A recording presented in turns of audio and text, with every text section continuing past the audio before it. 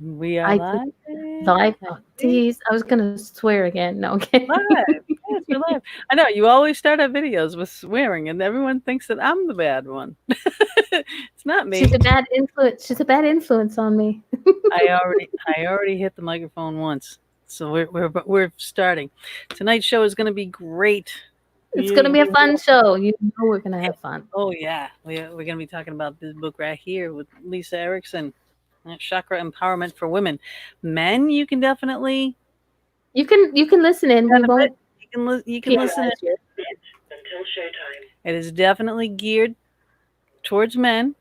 No doubt about it. I Towards mean, women. towards women. So I mean, not that not that you're being kept out of it or anything, but um, it's time that women have Yeah. to take a couple steps forward, and Yeah, that's exactly. okay, and that's okay. Life, as much as we say we want equality, we know that's not there. And the guys will get, the things are tested out for guys first and everything is done for guys first. So this is women. We're not always all about women, but the show is all about women. If y'all have an issue with it, PM me. And then I'll I don't, block you, but and I don't care. No, yeah. no, it does need to be more out there. I mean, Yeah. we need empowerment. We need empowerment for women. We need strong women, and Lisa is one of those women that put this out here. It's fantastic. I love this book Yes. so much.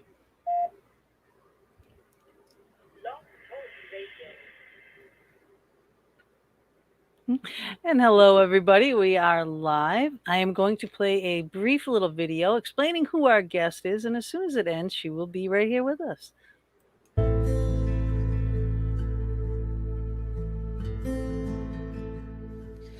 Good evening, everybody. I am Gina B, and the place to be is here with me and Mama D every Thursday evening from 8 to 10 p.m. Eastern Standard Time here in the Fox Den. Tonight we have Lisa Erickson with us. She is an energy worker specializing in women's energetics and sexual trauma healing. She is the author of Chakra Empowerment for Women from Llewellyn Publishing. She helps women maximize and balance their energy during key life transits such as pregnancy, postpartum, perimenopause, and menopause, including balancing the mother-child energy line. She also works with women to heal emotional wounds on an energy level from abuse and assault. She is certified in mindfulness meditation instruction and trauma sensitivity, and has trained in a variety of healing modalities. She is a member of the International Association of Meditation Instructors, the American Holistic Health Association, the Energy Medicine Practitioners Association, and the Breathe Network, a nonprofit dedicated to supporting holistic healing and healers for sexual trauma survivors. Lisa is passionate about helping any woman connect with their energy bodies. We'll learn more today talking with her about chakra empowerment for women. Welcome to the Fox Den, Lisa.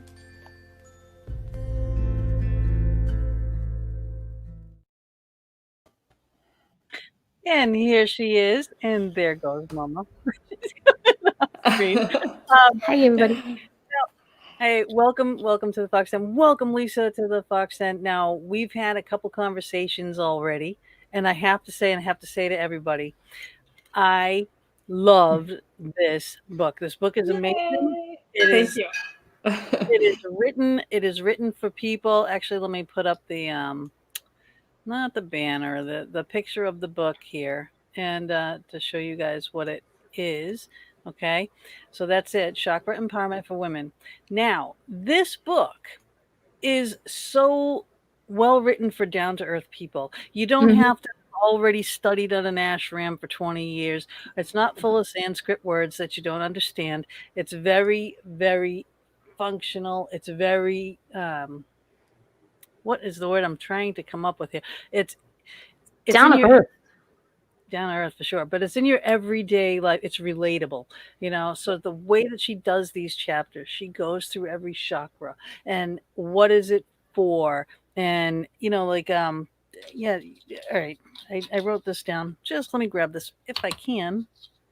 I have No fingernails. All right. Yeah. So it's like the detail of the chakra, the energies, what they use for, the description of it, um, a case study, of a person. When did you feel this before? Activation steps. So you get all the steps on how to activate this one chakra that you're talking about in this particular chapter. When you were blocked or when you're blocked, it talks about all that kind of stuff. Using the chakra in your day to day life and the energetics that chakra is involved with you and how it relates to you personally. And then because she is a sexual trauma abuse um, advocate, coach, Healer. healer, Yeah. that's the last part of each chapter, how that relates what that chakra and what um, getting that chakra activated can do for that type of healing. So that's why more or less it's based on women. Okay. And Mhm. but I'm telling you, I mean 6, 7, 8, I don't even know how many years I've been doing this, but Mhm. countless times I've had on people, coaches, this, that, and the other thing. And I've read their books, countless books, you know. You are the one that I would choose that I would personally work with. Oh, I thank you so much. That means a lot to me. And everything that you've said, I think what really means a lot to me is that what you've said came through is what I was trying to do. I was trying to help every woman connect with their energy body, find a doorway in. There's a way for everyone to work with the chakras. They're a technology that are our birthright, really. And so finding a way to do that, that is accessible. And that's what I'm trying to do, and make it relevant specifically to women in their lives today, the things that we work with, work-life balance and parenting and lots of other things, and sexual trauma healing, which is the part of unfortunately, so many women's past. Oh my God, I know. It The is. statistics are just unbelievable, but that is true. Um, but now you say, or you call your work women's energetics. Mm-hmm. All right. So can you just kind of Yeah. explain what that is? Well, to me, energetics just means anyone working with the energy body. And our energy body is just this interface of energy between our physical body, our spirit, and our psyche. So, from when you're working with the chakras, which are energy centers in the energy body, they're almost like the organs of the energy body, just like we have a stomach and a heart in our physical body. From that energy level, you can work on the physical body towards healing. You can work on psychological, mental health related issues. You can also access spiritual functions and spiritual growth, right? You can kind of work from any level. So, women's energetics is just what's the specific themes that are specific to women, some of which have to do with cultural things, and some of which have to do with menstruation and pregnancy and menopause and those kinds of things that we only experience in a female body. Right. And that does throw you out of whack. Mm-hmm. And especially when you don't like I had a hysterectomy. So that Mm-hmm. just throws you right into menopause. And then you're just Mm-hmm. like, so like what the heck is going on now? And then they try to stuff you with all kinds of hormones and Mm-hmm. this and then the adjustment levels and the everything else that you go through is just Yeah. mind blowing Well, until and that's a great example because we really experience at a time like that how much your hormones are linked to your state of mind, right? You realize how mind and body are not separate when you go through, whether it's postpartum or whether you have a severe PMS or it is menopausal symptoms or post hysterectomy. You realize this link between your hormones, your emotions. And in spiritual traditions and energy medicine traditions that have worked with the chakras, they've always talked about it in spiritual terms too, in terms of, these energetic cycles that we have. So you can work on the energetic level and it can help soothe that transition at the physical level and also turn it into a time of personal growth, spiritual transformation. right. But we're not taught that, we're not taught that. Yeah. No, because it's if it was a men's issue, it would be front and foremost and on the headlines of every newspaper, Yeah. rag and everything. All right, but because it's women, oh no, they'll get over it. Right. Please, you know, Mama would say, "Bitch, please." That's right. I That's wouldn't right. do it. Do it. But it is true. The the whole fact, and the way that you wrote this too, is I loved how you put the case studies, like the, Yeah. what people are going through. And even people that have studied and worked with the energy fields, worked with the, well, I say chakra, but chakra. I always say it wrong. No, it doesn't matter. I know some people are very strict about that. I'm like, oh, it doesn't matter. Yeah. Well, So those I Chakra, things, everything chakra, whatever you want to say.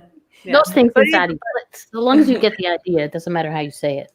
exactly. It's the energy things. But even the people though that have worked with them and have done yoga and then this and that and then all of a sudden go through the perimenopause or the menopause, and then it's like they're working the wrong one, Yeah. and it's like they think that they need to do the root chakra, which that's not it, or they need, or they need to do a combination of, and that's where you come in. And I wouldn't have thought of this in these ways that you put these together. So the book is crucial. We have And a question. it's a good read. It's a We have really a good comment in the chat room, and I want to point it out. It's Dave. I was Dave. about to ask, should I be here? Then it dawned on me. My wife was abused as a child by her father. She has so many walls built in. I lost Mama D. Did anyone else, or is it just me? Oh no, I got her. I got Okay. her. I see the question though. Yeah. Yeah. I was about to ask, should I be here? Then it dawned on me, my wife was abused as a child by her father. She has so many walls built in. No, Dave, please stay. If anything that can come up that can help her, that's great.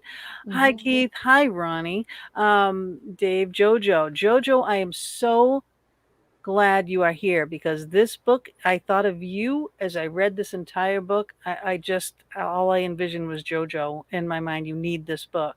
This one will help you. Cheryl, hey, everybody, please share the video. Yeah, this is Because an we important one for people to listen to. yeah, we want to get, hi Joni. So we want to get this information out for women that really do need it.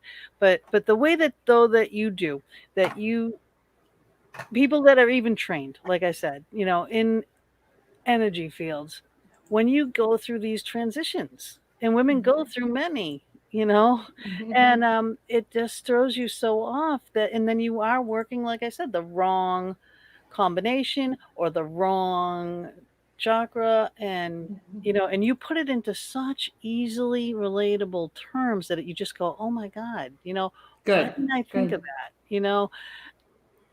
It's perfect. It's perfect. Let's see. What is this one now? You have yes, you have to get a total balance of your whole self. Yes, you do. Yeah, and I think what I was really trying to do is give people real examples in your real life. How, if what you might have difficulty feeling, or the kinds of situations you might have difficulty handling, if the energy of a particular chakra is not fully expressed within you, if there's a block to it or a limitation to it, things like that, right? And that's how it occurs. And in terms of women's life cycles that we were just talking about, pregnancy and menopause and menstruation and all these kinds of things, we really come to view it as just medical, just physical, right? And really reclaiming this energy body piece of it. Then it becomes a source of power, rather than us relating to it as something we need to kind of minimize the hassle of, which has kind of been right? That's kind of been the approach, is let's minimize the hassle of this, Right. so. All right, exactly. Hi, Marianne. Hi. If I wave, I'm waving to people in the chat room. Okay, cool. I'll wave too. Then I don't see them, but I'll wave. Yeah, they're coming in. Yeah, because I don't want to be the only person welcome. that gets in trouble. I don't want to be the only person that gets in trouble with that guy on YouTube. Well, I don't know who's on YouTube. There was a guy on YouTube who commented that all I'm doing is sitting there waving. It's like, as people walk in, I wave. Hi. If they say hi to me, I'm like, oh. So You're he the was greeter. like, That's good. Get your little tiara. I'm the Walmart greeter. Give smiley stickers with your tiara on. You're good. You're so pretty. There you go. But there's something I have to say about this book, is that I got it a little late, so I'm just starting, and I've done the first chakra, and this is from a woman who's pretty much got her together. I had to whisper that one, but you know what I meant. And it made me think and going, I got to really work with this one. And for those who have the Kindle app and they get the Kindle book, do it where you can do the audio part of it, because trust me, it works. That it's hearing the voice, read the words, and especially when it comes to the meditation part, I was like, okay, yep, this is definitely going to be a book. I want to get the actual book, but having the part where it reads Kindle app to me, it's like, ooh, I'm in heaven. Oh yeah, okay, stop showing off, woman. You get color pictures in the print book, but yes, so there's pros and cons to both, I think. Yeah, but the print book is good because, like I say, for me, I like print book because you can go back and reread. Yeah. And the thing is, for my mind, it works better if I'm reading and hearing it. So I would be like listening and following along with my fingers. I was taught as a child. Yeah. So you're an auditory learner, right? They talk about they're auditory, or some people are more visual. And and that's important with the chakras too, because it's the same thing. Some people relate to the more visual. They're very good at visualization. Some people hate visualization. It's like mental gymnastics for them. So they like affirmations or using emotions, and other people like physical contact. So I think that's the other piece I'm trying to bring in, is you can find the method that helps you connect with the energy centers. There isn't just one way, so don't give up. If you're not a good visualizer, don't give up. If you don't like affirmations, there's different, you can try all of them and then work most with the one that works the best for you. Jojo, I never thought I would ever hear these words come out of your mouth ever. She says, I've lost my sex drive completely. Well, because she's very sexually, okay. Now this, I'd love to talk about that. Do we want to wait till later or no? No, we're going to do that.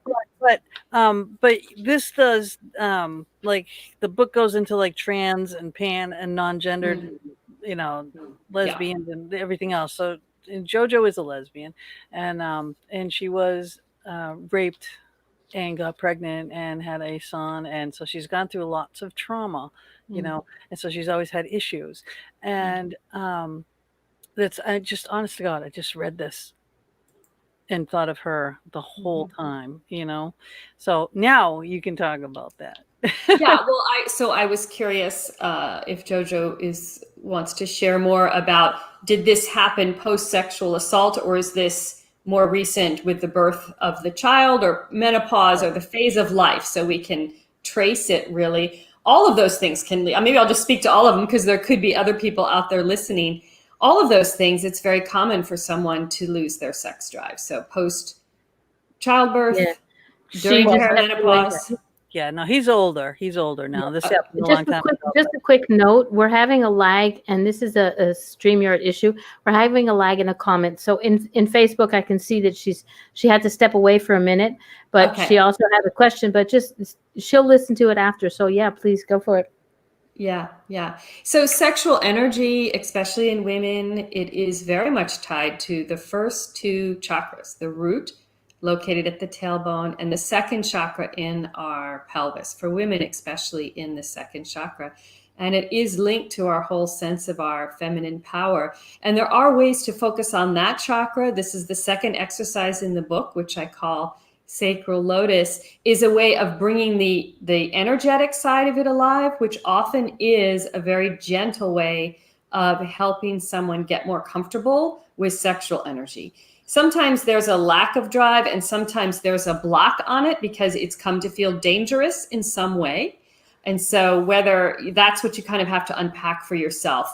Is it fear, or is it just plain libido? Either way, working with the second chakra is a way of reclaiming some of that. And then often there's healing that needs to be done around sexuality, obviously, if it's linked to the assault, relationship to your own sexual energy, a feeling that sex is the problem or your body is the problem. Often there's shame or feelings about the body that aren't healthy, and we experience sex in our body. So working with those first two chakras help to clear that energy.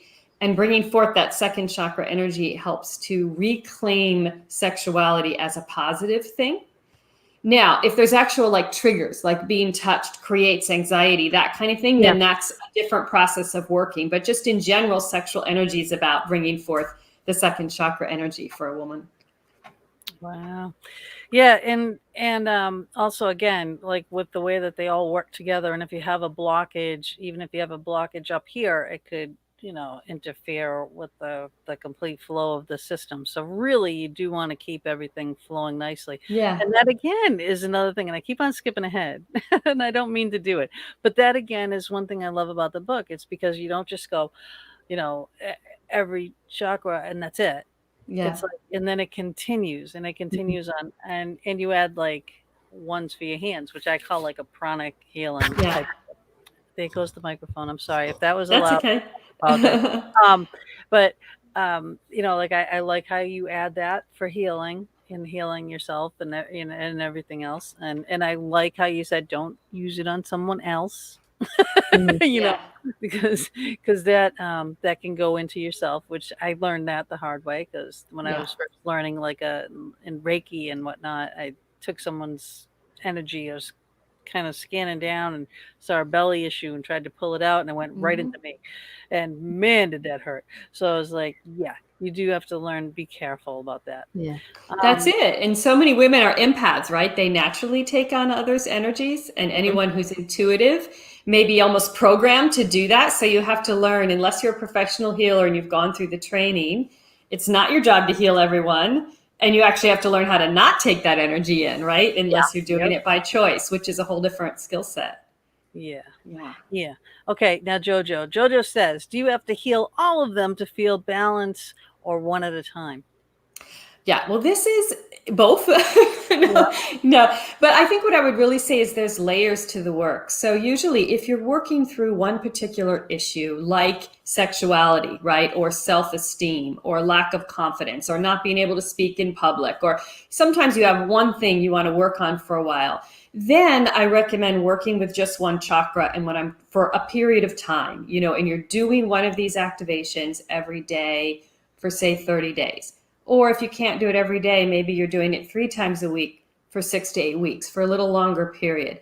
You're committing to, I'm developing this part of myself. You're working with the affirmations that go along with that, the visualization, everything, because you're trying to bring in a new vibration, a new mindset. You're really trying to reprogram around that one issue.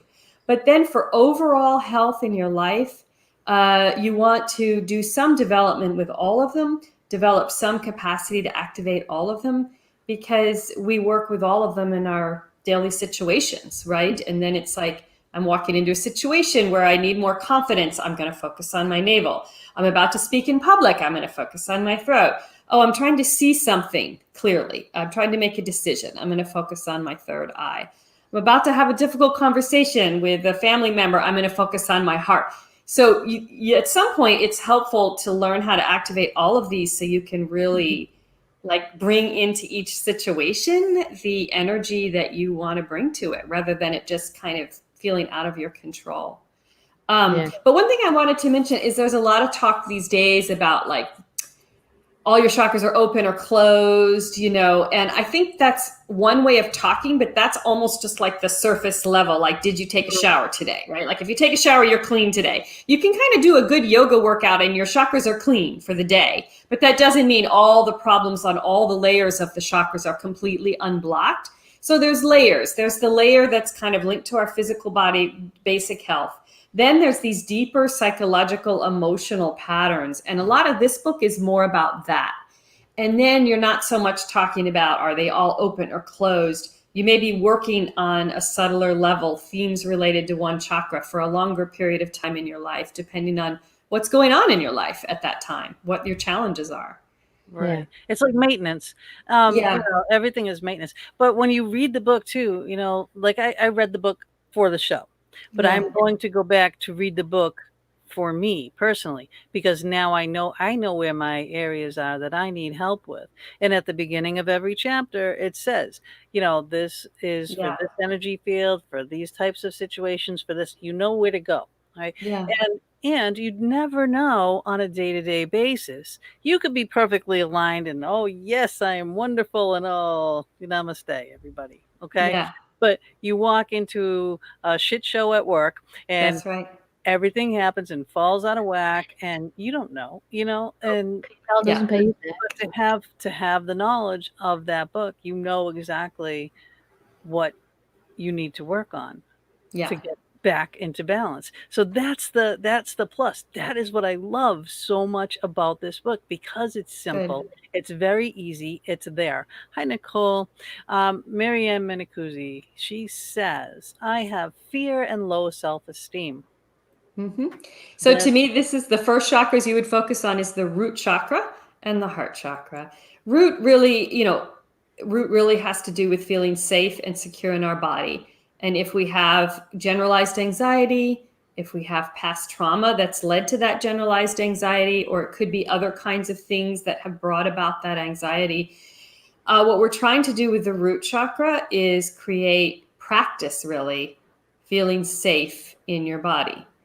Practice the vibration of feeling safe. That's what the root activation is designed to do, so that you can begin to carry that more into life. And you start to realize the physical things that start to happen in your body as fear is rising, and you learn how to undo them. So that's root chakra. Heart chakra in general is related to self-esteem. I mean, there can be a lot of things impacting that, but that's really our sense of worthiness, our sense of our lovability. So that's what you're generally working with for low self-esteem.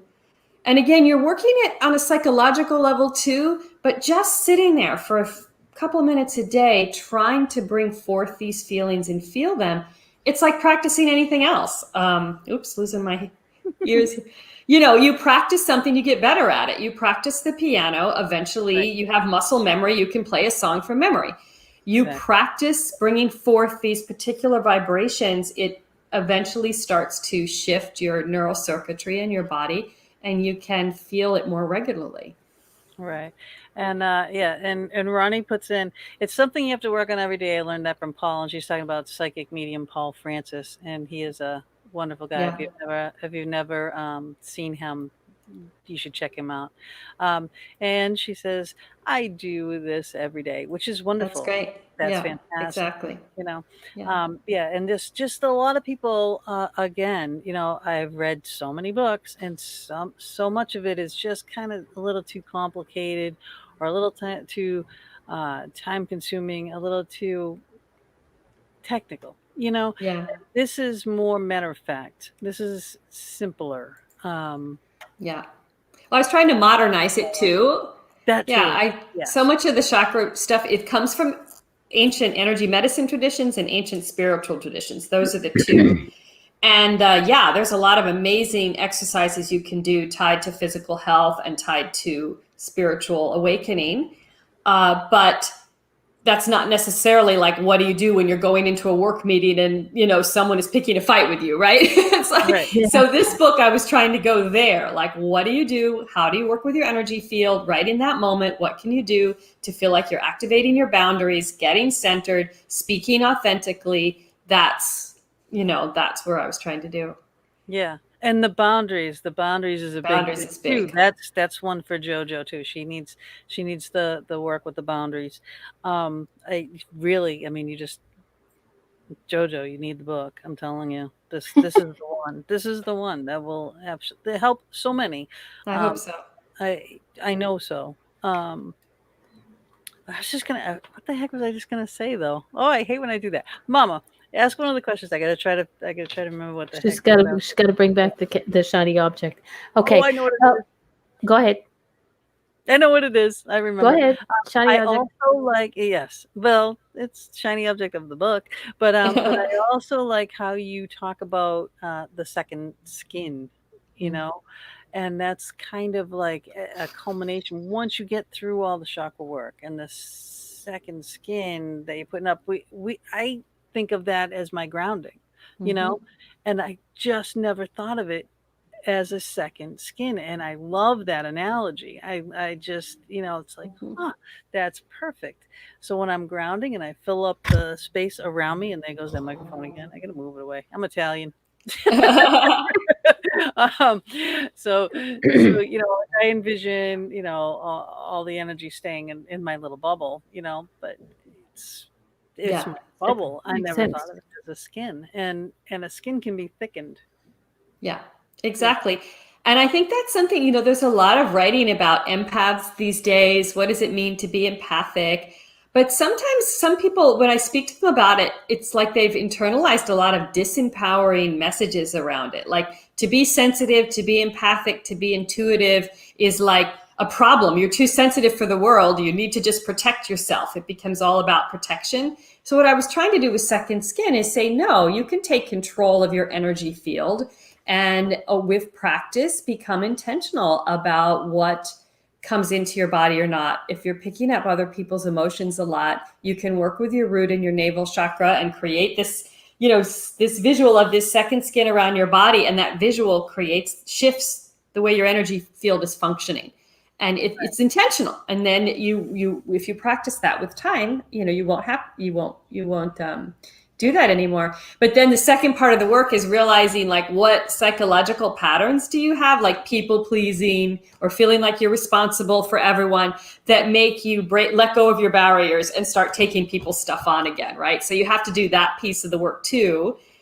You activate energetically and then do the longer term work, which the book is also meant to support you in, as to why the habits that you've developed and why you've developed them, about why you might take on people's energies. And with sexual trauma survivors, I find that a lot, right? If you were abused as a child, you very much might have developed the idea, I don't have a right to boundaries, right? An unconscious belief, I don't have a right to boundaries. So then you have to reclaim that as an adult, right? Or if you were in a household that was like with an alcoholic or a child of someone with a mental health disorder, where it always felt a little shaky, you might have become very intuitive to stay safe. Like you'd walk into your house each day and be like, okay, what's the mood today? What everybody's like to. So you got very intuitive, but then your whole orientation was always about feeling everybody else's energy in order to try to keep yourself safe. And then that becomes a habit in life of never feeling your own energy, just feeling everyone else's, right? So these are the kind of patterns that working with something like Second Skin for 6 weeks every day can help you reprogram.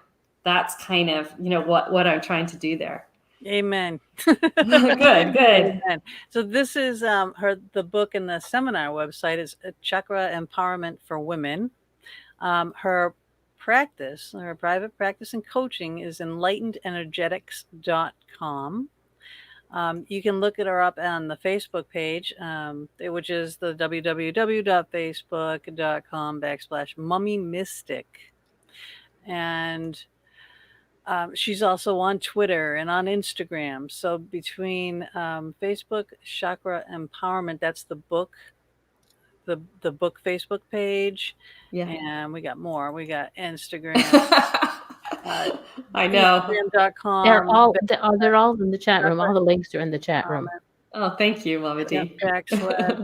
And Twitter is, again, the Mummy Mystic. So twitter.com/Mummy So I'm saying those for the audio. If you're listening only, please go to our YouTube channel at The Fox Den, hosted by Gina Bankston, and check out this show with Lisa Erickson, and you're not going to be sorry. So just to see the visuals and what's going on. So again, now this is the book, Chakra Empowerment for Women. I just can't say it enough. I just can't say it enough. You gotta get it. I love the book. Oh, Mama's, she's right on it. Look at this. So those are all the links that are. Thank you, Mama D. She knows her stuff. I'm not just a pretty face. Yeah. All right. So, we've been saying this is all like the women's thing, but what is the difference between the men's and the women's energetics? Yeah. I mean, honestly, a lot of it is the same, right? Just like in our physical body, our physical anatomy. But the few differences, which is kind of what I'm focused on in the book, are key. And the first piece is really that the masculine energy body tends to be anchored in the root chakra, and the feminine energy body tends to be anchored in the pelvis, which is the womb center, right? We have all of our energy linked up there. And then that has a kind of cascading set of effects, just like the fact in our physical body, the difference between having more testosterone or more estrogen has a lot of impact on the physical body, right? It's the same with this. It's like the root chakra is our stabilizing force. So that's its powerful, positive function. But if it's obstructed or if someone's locked in there, they can be rigid. So energetically, the masculine energy body tends to be more rigid. And when I'm working with men, I'm often working on trying to bring more fluidity in, which I think resonates for a lot of people. For women, there's often a lot of fluidity. So we get labeled as, moody or too emotional or too swinging, right? Or, these kinds of things. We're more energetically fluid. And what we often need to work on is anchoring and boundaries, which we were just talking about, right? So that's kind of the general. But then there's all these other things in terms of, for women, because it's linked to the second chakra, which is also linked to our reproductive system. Our energy body kind of waxes and wanes with our menstrual cycle. It shifts at pregnancy. It shifts post-hysterectomy. It shifts post-menopause. So learning how to adjust to those energetic changes is part of what we have to deal with, just like we do physically. And they're powerful shifts. They're not negative. And the masculine body doesn't, there's this whole thing, there is male menopause and all this, but it's much less pronounced than what the female body goes through. Oh yeah, no kidding. Okay. Well, they have less parts to go wrong than but again, I was just going to say something, and someone said, "Hi, Steve, what's going on?" What is the difference? Okay, or is there a difference now? If you've worked with, like we were talking about trans people and pan people and gays and lesbians and whatnot. Now, on their physical bodies, is it different? I mean, is it like a transgender male? Okay, is the body more like female? I mean, is it like this? Is that shift in there that you can and in my experience, which is anecdotal, like I haven't done a research study, right? I feel as if people's energy bodies tend to function more according to the gender they identify with. Okay. Right. And that energy flows that way. That's right. But I think it's really like a spectrum. So I say there's this masculine energy body anchored in the root, this feminine energy body anchored in the sacral. And there are some people who truly feel they're both or in between. There is a variation. But in general, it's whatever gender you identify with, your energy body tends to function that way. But that when I'm working with someone, I really talk in terms of what do you identify with? And people are often like, oh yeah, I identify with that right away. This, your definition of this or that, or I'm in between. I feel both. So I think that's really how it breaks down, which is kind of interesting. I hope someday there's more research on this kind of stuff. Yeah, because you wonder, because like people that parents in the olden days, and still today, sadly, but saying, your son, your daughter, they're gay, they're bi, they're this, they're that, they're going to send you off and try to fix you, but I'm just wondering if it's like something that you're born with, how your energy is already working in your body. For many people, I think that's how they experience it, especially trans individuals. We have a lot of individuals who say by 3 or 4 years old, I was saying, when do I get to be a girl, right? It's very deep and it's very young. So it is mapped in pretty deeply. Right. Yeah, because sexuality, back in the day, and like Gina says, into the days, sexuality, most people look at you and go, Mama D's a woman, Gina's a woman. But what the person believes in their head, what they know in their head is like, I'm a woman, and that's what I know in my head. Whereas as somebody else will say, in my head, my body looks like a woman, but in my mind, in my head, in my heart, in my soul, I'm a man. So it's like, so for me, I'm kind of assuming that the person, whatever their gender is in their mind, is the gender that their chakras will align with, what their energies will align with. And that's what I tend to see from my experience. Yeah. So Sharon's Renee. So being like a tomboy woman, would it be more of a masculine, or is it just taught? Well, I mean, I'm a tomboy, but I'm definitely a woman. I climb trees, kick ass. Kick butts. Yeah. I got more tools than most men.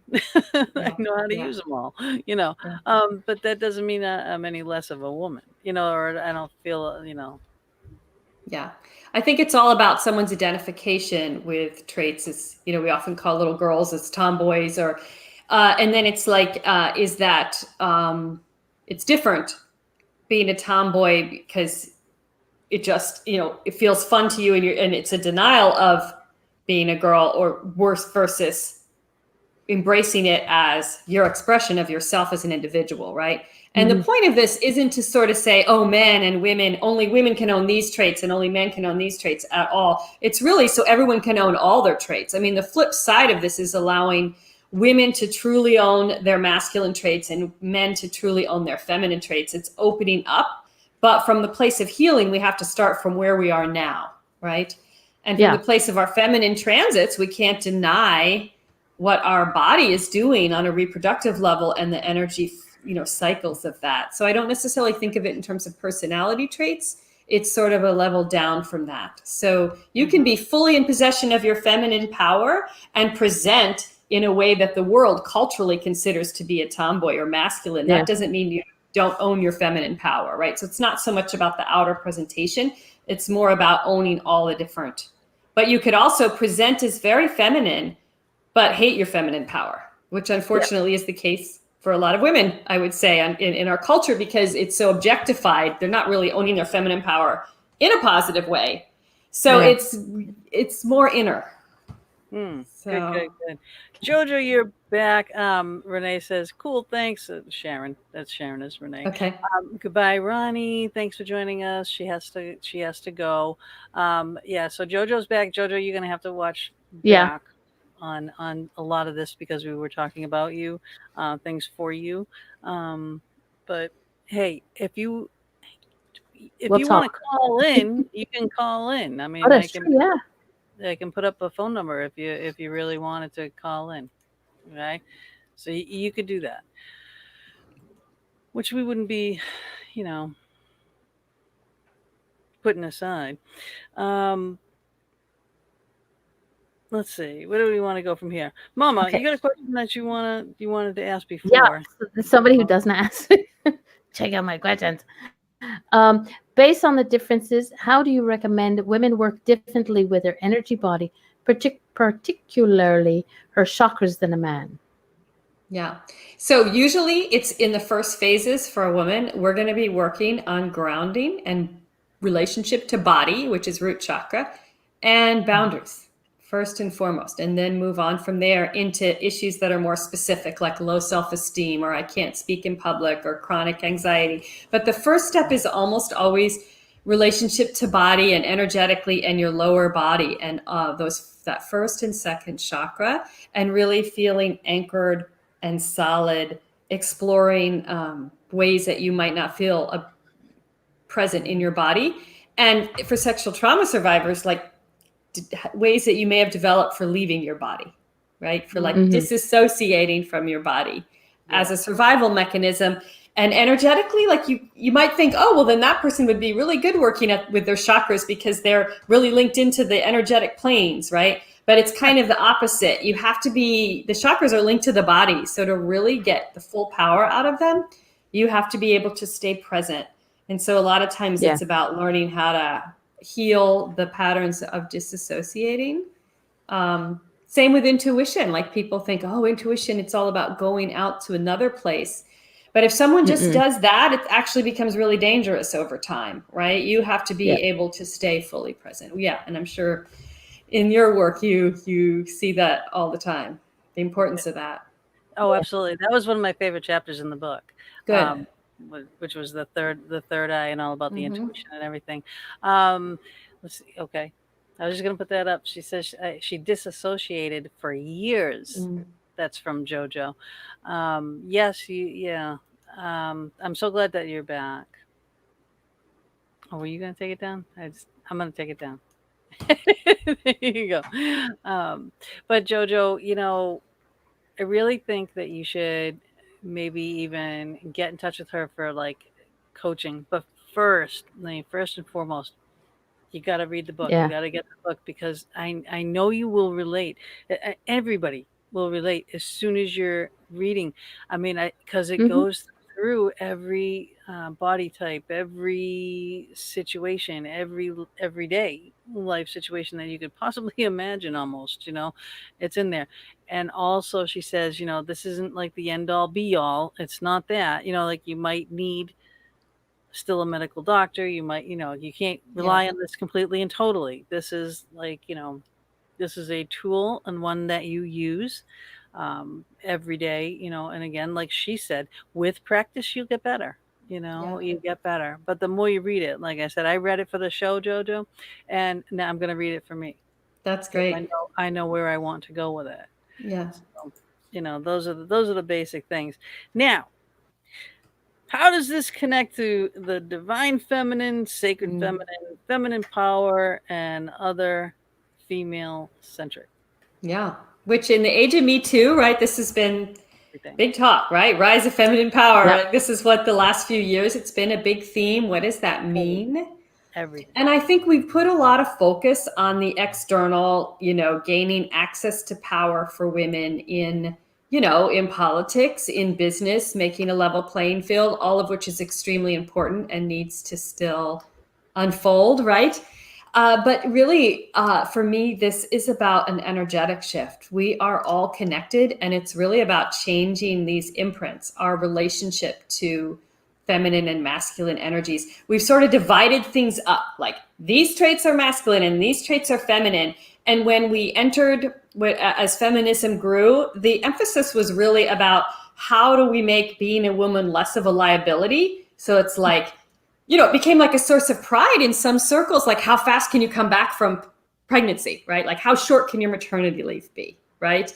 And what can you do so you have your menstrual cycle less often, so it's less of an issue? And how can you medicate menopause so you experience it as little as possible, right? And of course, it's great to minimize symptoms. I mean, no one needs to suffer. So I'm not against, treating physical symptoms, but we lost the fact that these aren't just things that are hassles. They're like sources of power. If you go back into ancient texts on feminine wisdom, there's like power in our menstrual cycle. There's like our intuition gets stronger during our period, and our power to manifest things in the world gets more powerful at ovulation. It's like the second chakra thing. Same with menopause was always sort of viewed as this spiritual rebirth for women, when you come into your spiritual gifts at an even higher level maybe than the past, intuitive gifts. So we have to actually own being a woman as power and change all of culture's thinking about it, right? That's the bigger shift, not just women being in certain positions of power, changing how we think about what it means to be a woman. And that works ongoing, but that's where this connects for me. Yeah, and you do point that out, and you do it so well. Good. In the book and throughout too, because it is a combination, again, and I got to keep saying it. It's a combination of how these chakras can work together, Yeah. too, that you learn more later on into the book. But what you were saying about like menstrual cycles, and women are going like crazy, going and having hysterectomies for no reason, no medical issue, Yeah. just so that they don't have that period, because they might be bothered by that period. Like, oh well, you know what I mean? That is part of That's your part of who natural you life. are as a woman, so Right. you wouldn't. Yeah. And if you knew, I mean, my hysterectomy was a total botch. I mean, it was like, they tore my bladder and nicked my kidney, and it was a horrible thing. It was a horrible thing. And then you're into menopause. You're like, one day you're one way, and the next day it's like, oh my God, what is going on? And it got worse. And at a younger age, you don't want to throw yourself into that early. Right. Right. So it's not cool. Period.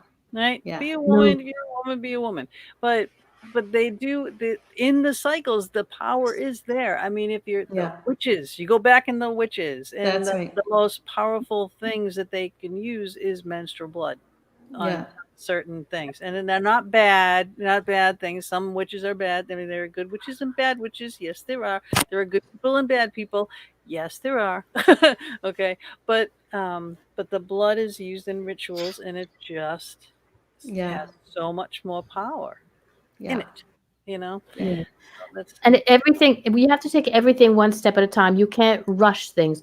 As much as you want to get to the end, you want to read the end of the book. To understand the end of the book, you have to go through the steps. So for those women who don't want to have to go through their menstrual cycle, there is a learning process through everything. Same as the chakras. You have to start at the base. You have to start at the foundation, because it's what you build a house on, is a foundation. You have to have a solid foundation. So the chakras are the same thing. Work on this, the base chakra. You're going to build your foundation. Yeah. And trust me, you're going to have to go over a few times. And that constantly changing. Yeah. Well, and I was going to say, and that's what people want to do. They always want to work on like the third eye, the crowd, they're like, I want to spiritually awaken, or I want to develop my intuition. No one ever really wants to work on the root chakra, No, I know. But it's so important. It's that base, or the second chakra, these are our power base. And usually when you really work on those energies and the shifts around those, it reverberates up through your whole system, and your intuition actually does get stronger. Yeah, and I'm wondering, Gina, for you, after your hysterectomy, because I've heard this from other women, once you got through the adjustment period, which I know can be really tough, did you feel like your intuition, like you owned new spiritual gifts? Because that's often postmenopausal, something that occurs. Well, sort of, kind of. I had a near-death experience. After that is when I really got connected, and I hear tones and whatnot, and because it's my field that I've always been interested in, that kind of piqued my interest too. But yeah, you do change. Everything changes. But so on top of, though, what we go through as women from young, just getting your period, how your period affects you as older, how your period affects you. Like I had adenomyosis, how that affected me. And that is why I had to have hysterectomy. That changed me. The hysterectomy changed me. But on top of all those things and the changes that we go through monthly, that people have to understand monthly, it's like you have 2 weeks that are good. 2 weeks are like, what the heck? But all those changes. On top of that, you have that thing that nature throws at you too. Every 7 years, your physiology changes too. You can all of a sudden become allergic to something. You can all of a sudden be, so you're physically changing. So I think I'm getting lactose intolerant all of a sudden, that I haven't been my whole entire life. I wasn't allergic to penicillin, and then it almost killed me. So like all these things happen. So that is why it's crucial to work and continue to work to maintain yourself and find out where those issues are. Say something keeps happening. Your mouth is getting you in trouble constantly. Right? I was I was swearing like a trooper with PayPal, with UPS, with what I was just going through. And I read this book, and then I'm like, okay, you know what? Let me try to work on this a little bit. Let me try to rein this back in a little bit. And I wrote something different than the next thing. We ruled in your favor. Oh, that's great. You cleared an obstruction. Well, and that is the key thing here. There's so much talk about manifesting and all of this, and, do a vision board and set your goals and do your affirmations every day. But to me, this is where manifesting really happens. It's at this vibrational level, and you have to clear blocks. You have to really understand where your blocks are and clear them and bring a different vibration forth. And that changes the way you're relating to a goal. Exactly. And it was so relatable. And I was just like, that was one of the things that really got me too. Yeah. Because it's like, and it's an everyday situation, and every day it can change. And like I said, you could feel like you have everything under control, but as soon as you do, something's going to happen to knock you the feet out from underneath you. So that's just life, there's no smooth sailing. It's always something, never nothing. So that's that. Mama, would you like to ask her a question? Yeah. I'll just point out that Jojo in the chat room said, my empathy increased after my hysterectomy. There you go. So it's interesting with hysterectomy or menopause, however you get entered into menopause, right? What it really is, when we go back through some of the ancient women's traditions and how they wrote about it, as we shift from not being tied to this physical cycle, and that physical cycle, like we talked about, it does have this power to it that you can learn to use, right? That you learn to use the power energetically of each phase.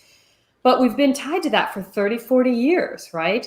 Yep. And at the point where that stops, there's this opportunity to get more linked into our energy body and our spiritual body. Because, in other words, your identification shifts from being so tied to your physical to this energy body spiritual identification. And if you make that shift, it's this time when your intuition increases and all of your innate spiritual gifts can come forth, but you have to really relate to it that way, as opposed to relating to it as, oh, now I'm getting old and this is the end and I'm heading towards death now, which is kind of some of the messages we receive, Going right? downhill now. It's all down. Your worth is going down now as a woman. Yeah. Get rid of all that and own it as this rebirth. Okay, now I'm moving into this new phase where I'm connected energetically. But if it's intuition and empathy that increase, you need to work on those boundaries so it doesn't take you out, so you don't get overwhelmed by the new intuitive and energy sensations that you're picking up. Exactly. We have, before I ask my question. Yeah. There's a good one in here. Oh, good. Yes. Before I ask my question, let's go. Joan Costello, can you manifest a kind of boyfriend if you open up your heart chakra? Yeah, well, opening up your heart chakra is part of it for sure. But a big piece of it is knowing your worth. So just opening your heart chakra on kind of the surface level, not so much. If you're really doing the deep heart chakra work to find any parts of yourself that don't believe you deserve to be treated kindly, that you've been imprinted with the belief that, I deserve some other treatment, I'm not worthy of kind treatment. You've released any wounds or imprinting from childhood not being treated kindly. There's a lot of layers to it, trauma. So that's this inner level of the heart chakra work, is not simply opening it, but releasing blocks and self-limiting beliefs around your sense of worthiness. Because then if someone treats you unkindly, or if you come across someone unkind, you will recognize it, as opposed to rationalizing their behavior as a one-off and accepting it, right? So you'll actually start to be attracted to a different kind of person.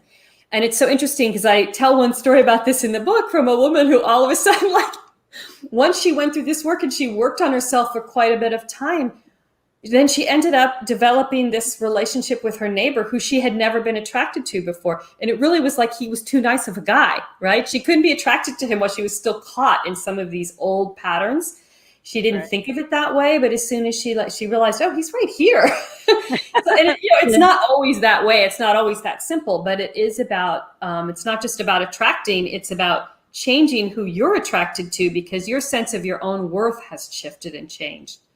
That's deep. It's deep heart chakra work for sure, but it is part of making that change. And a combination, though. The combination work is where that would come into play too. Yeah. Joan, getting that good grounding, that good base set, because you really got to come from the root and through and up. So you can't really activate your heart if you're all blocked up down below. You know what I mean? You gotta. Especially if there's past trauma, if there's feelings, if someone's been abused, if anything's in the background, then we can be relating to relationships to just try to validate us and make us feel better. And if you don't deal with those underlying feelings of not feeling safe in the world, again, you're attracting the wrong people and being attracted to the wrong people. So you have to work on that first. Right. Over and over and over again. Yeah. The empath and the narcissist, it's like a never ending. Yeah, exactly. So you gotta break it. I'll say, so go ahead, Mama. Okay. How are women impacted energetically by motherhood? Is there a way to work with the energetic connection we have with our children more cautiously? conscious. Okay, the mouth's not working. Consciously. There you go. We got it. Yeah. Consciously. Yeah. She's got that French accent. She's a hard time with saying some words sometimes. Yeah, it's interesting because how I actually started focusing on looking more into women's energy bodies is because I had a real crash after the birth of my first daughter, who's now almost 16, postpartum. And it surprised me because I'd been meditating and working on the chakras for so long. And it really caused me to look into what happens.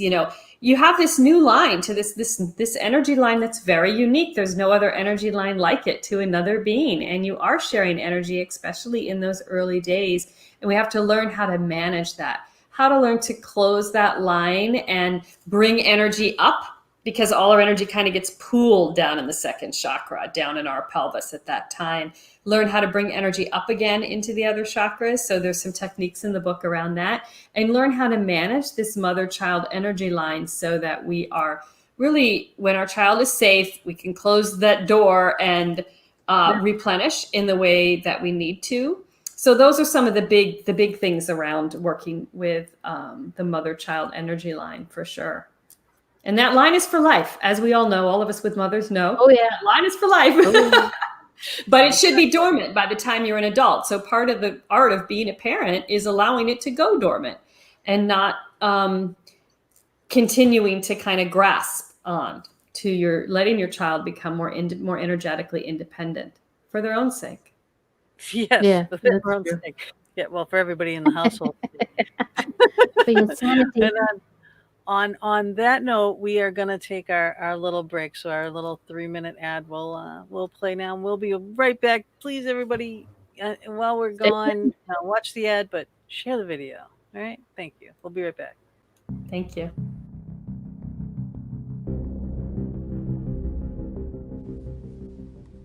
The Fox Den is now proudly sponsored by Vortex Ghost Gear, one of the leading fabricators of paranormal equipment. Bob Christopher is the founder and creator of Vortex Ghost Gear.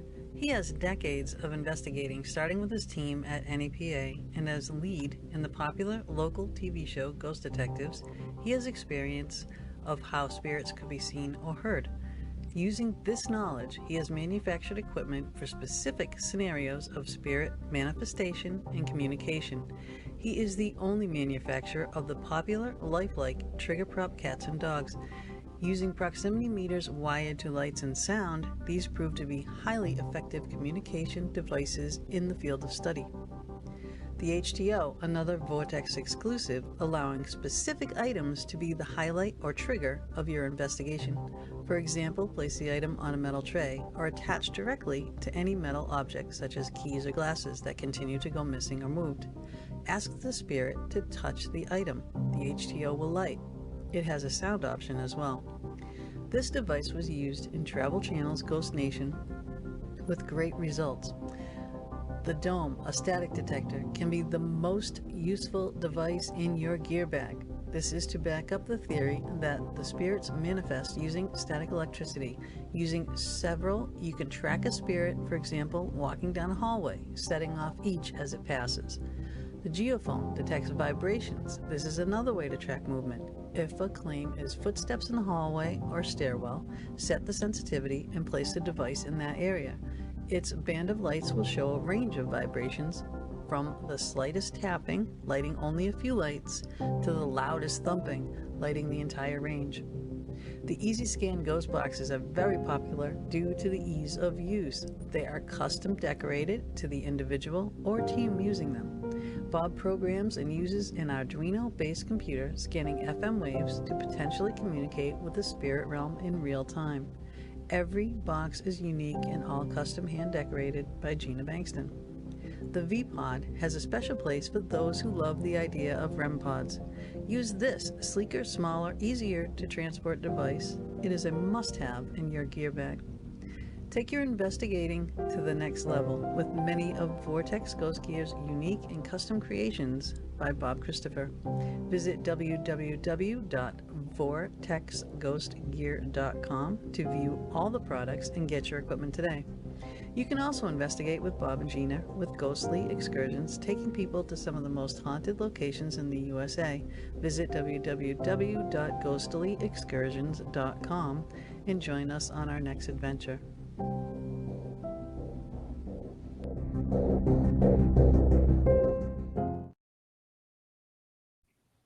And we're back. Did I wake you up? So we are here with Lisa Erickson. Let me put That's okay. up. We'll just talk about it because she can't hear you now. I'm so sorry. I forgot to put my headphones back in. Here, I'm back. She's back. But this is the book. I love this book, Chakra Empowerment for Women. Please check her out. Please check out all of her pages and Instagram and Twitter and Facebook. So she's got her personal Facebook, the book Facebook, and the websites and everything, where to get the books. All the links are in the chat room. We will put them back up again on the screen in a bit. And I get my comments back up over here again. Oh, there they all are. There they all are. There's all the links again. So please check her out. I felt the best in my whole life when I was pregnant with my daughter. I'd like to speak to that. Do we have time? Yeah. Yeah. Oh yeah. So because the feminine energy body is rooted in this second chakra in the womb center, and this chakra is really powerful. It is, our body's the physical doorway for birth. It is the spiritual doorway for birth, right? It is like the chakra doorway. And so you can connect through it through a lot of meditation techniques. That's part of what's in the book, the sacral lotus, the feminine pathway. But in pregnancy, it happens naturally. This chakra opens. And especially in the last few months of pregnancy, we talk about women getting spacey sometimes. It's really like you're half in this world, half in these light planes, that are part of this doorway for spiritual birth. And yeah, some women really experience that as that blossoming. Then at the end of that, you have a baby and you're exhausted for a few months. So it's hard sometimes to take advantage of that flowering, but it is this opening that occurs. And what's so interesting is for women who've experienced sexual trauma, sometimes they don't experience it that way because there's obstructions related to that chakra that almost get released too fast. So pregnancy can play out a few different ways, but for those who do experience it as this blossoming, that's what's happening. And then you can use that as a memory for, that's like a fully open second chakra. I can open that anytime with the right techniques, Yeah. Mm-hmm. And she has that in every chapter. It's something, what can you relate to? What happened to you that you can remember that activates this chakra? Exactly. All the things that relate to this chakra. And that's what another thing that I love, so again, making it very relatable, workable, understandable. It's funny because I was talking to my daughter this morning. We had her on the show. Was it last week? Was it Cassie last week? Yeah, last week. About moms and mummyhood and whatnot. So I had my daughter come on because she's got a 2-year-old now. Oh, wonderful. And, we were talking about, the postpartum depression and all that kind of stuff. So it got pretty, intense at some points, some funny points, but intense at some points. But I was asking her this morning, I'm like, so, he's 2 now. And I figure she went through a traumatic birth episode. And I'm like, what do you think? You might want to do this again? And she's like, no, I don't think so. She called it something and it was hilarious. And I cracked up. She's just, I can't, if I think about it later on, and I will say it because it was just so funny the way she put it. She's just like, that's just a nasty thought or something like that. And it's like, well, you never know. And it may be the right thing for her. But, I will say a lot of women that experience that the first time around don't the second time for a few reasons. One is that they're prepared. So they have all their tools and support in place. But also, if it was actually like a release, almost like a karmic release that got triggered by the second chakra releasing all this energy, it's then completed. And it doesn't have to happen that way again. And I've worked with a lot of women through support with their second pregnancy who had very difficult postpartum the first time. And then they're so afraid the second time, right? And then all these tools get put into place. They've been working energetically and they have other tools in place to support themselves. And it goes very smoothly. So, yeah. So you never know. She could change her mind. I know. I told her because she had, a really was traumatic thing that she went through with a yes. hysterectomy after trying so hard to deliver, and the baby got stuck, and so she had like my issues. Like I had to have 2 C-sections, so she had to have a C-section emergency. Plus he was stuck. So she went through all this labor. No, it is traumatic, and we don't always recognize that, And then you have this postpartum crash. There's the hormonal crash, but then there's also this energetic crash, right? And women need support with learning how to deal with that, the energetic crash and the physical crash, the hormonal crash. But there are tools out there that can help you through it, Oh, God, yeah. Yes, and this is one, and then you might need to do this coupled with something else, and you'll write that, whether it's counseling or whether it's medication or whatever it is, you need to do what's the best for you. So she's not cutting out medical doctors by any way, shape, or form. They're necessary, for what you need them for. But hormones, that's a whole nother animal. I mean, when your hormones are out of whack, don't listen to country music. Oh my God. It's like there was one song. Oh my God, I'll never forget it. It was like the videos were on TV all the time. It was like the MTV and VH1. This is how old I am, right? That they were playing all those music videos all the time. Well, there was this country song. It's about "Don't Take the Girl." Right. So it's like this poor little girl, and she wants to go fishing, and they don't take her fishing. And I'm like, all sad because, why are you taking the girl fishing? And then it was like later on in life, they're getting mugged, and her husband is with her, and he's saying, don't touch her, And it was just like, I was bawling so much through this whole thing. And it's all because hormones were like, whew. Crazy. Well, and that's all to me. That's also empathy. It is the post empathy of the body shift, because you're feeling the energy of the song and it just hits you so hard. Right. And then the other piece of it is, if you're going through kind of psychological karmic shifts, there's some, subconscious connection, like to something that happened to you as a child that you don't know, right? It's making you sad for yourself. There's like all these layers to it. You don't necessarily have to know all the layers. But you're going through something, and some energy tools, can help a lot, like you're saying, with everything else. It's holistic healing, right? Mind, body, and spirit.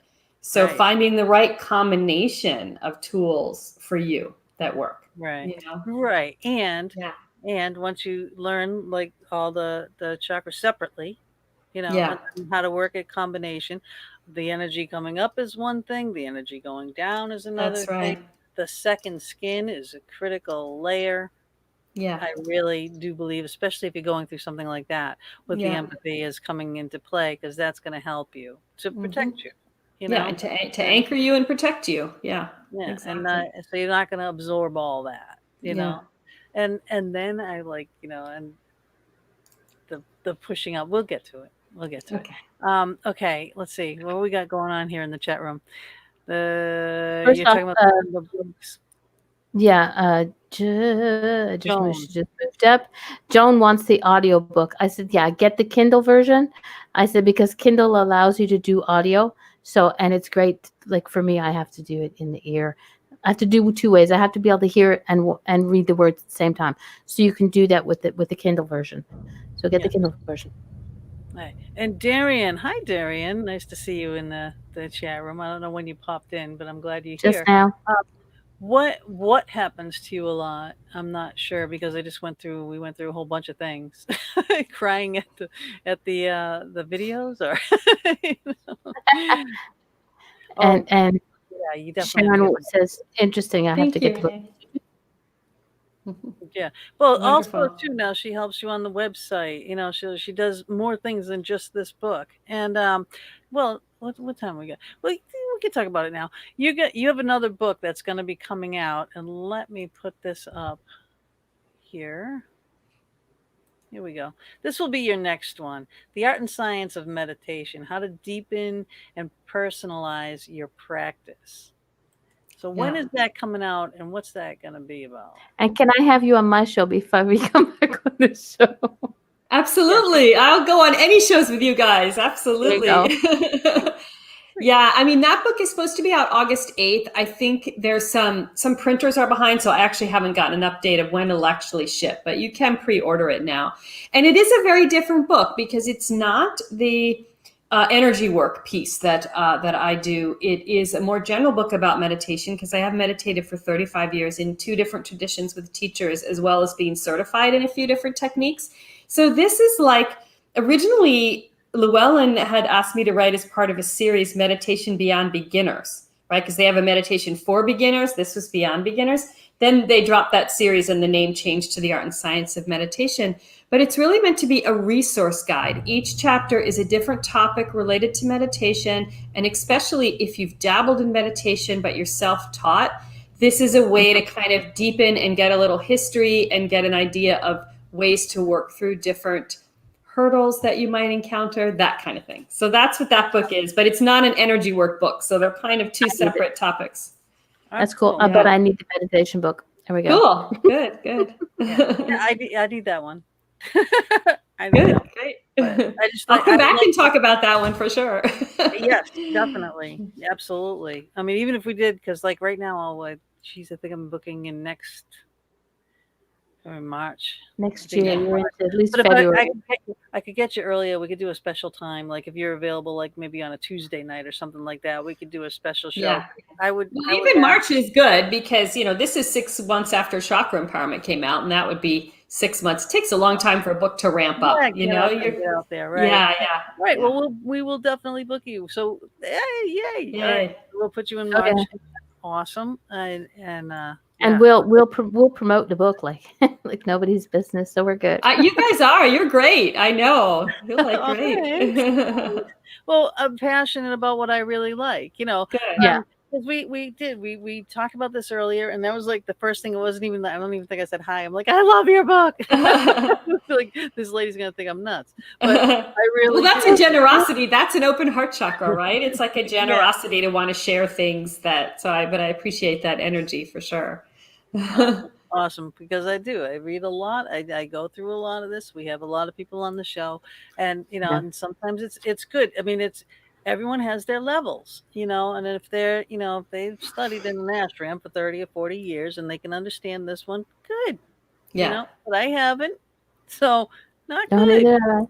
Yeah, no, and I'm a self-taught meditator, so like it'll be good for me. So Yeah, the next one. Yeah. Yeah, me too. And I need I need guided meditations because my mind doesn't shut off.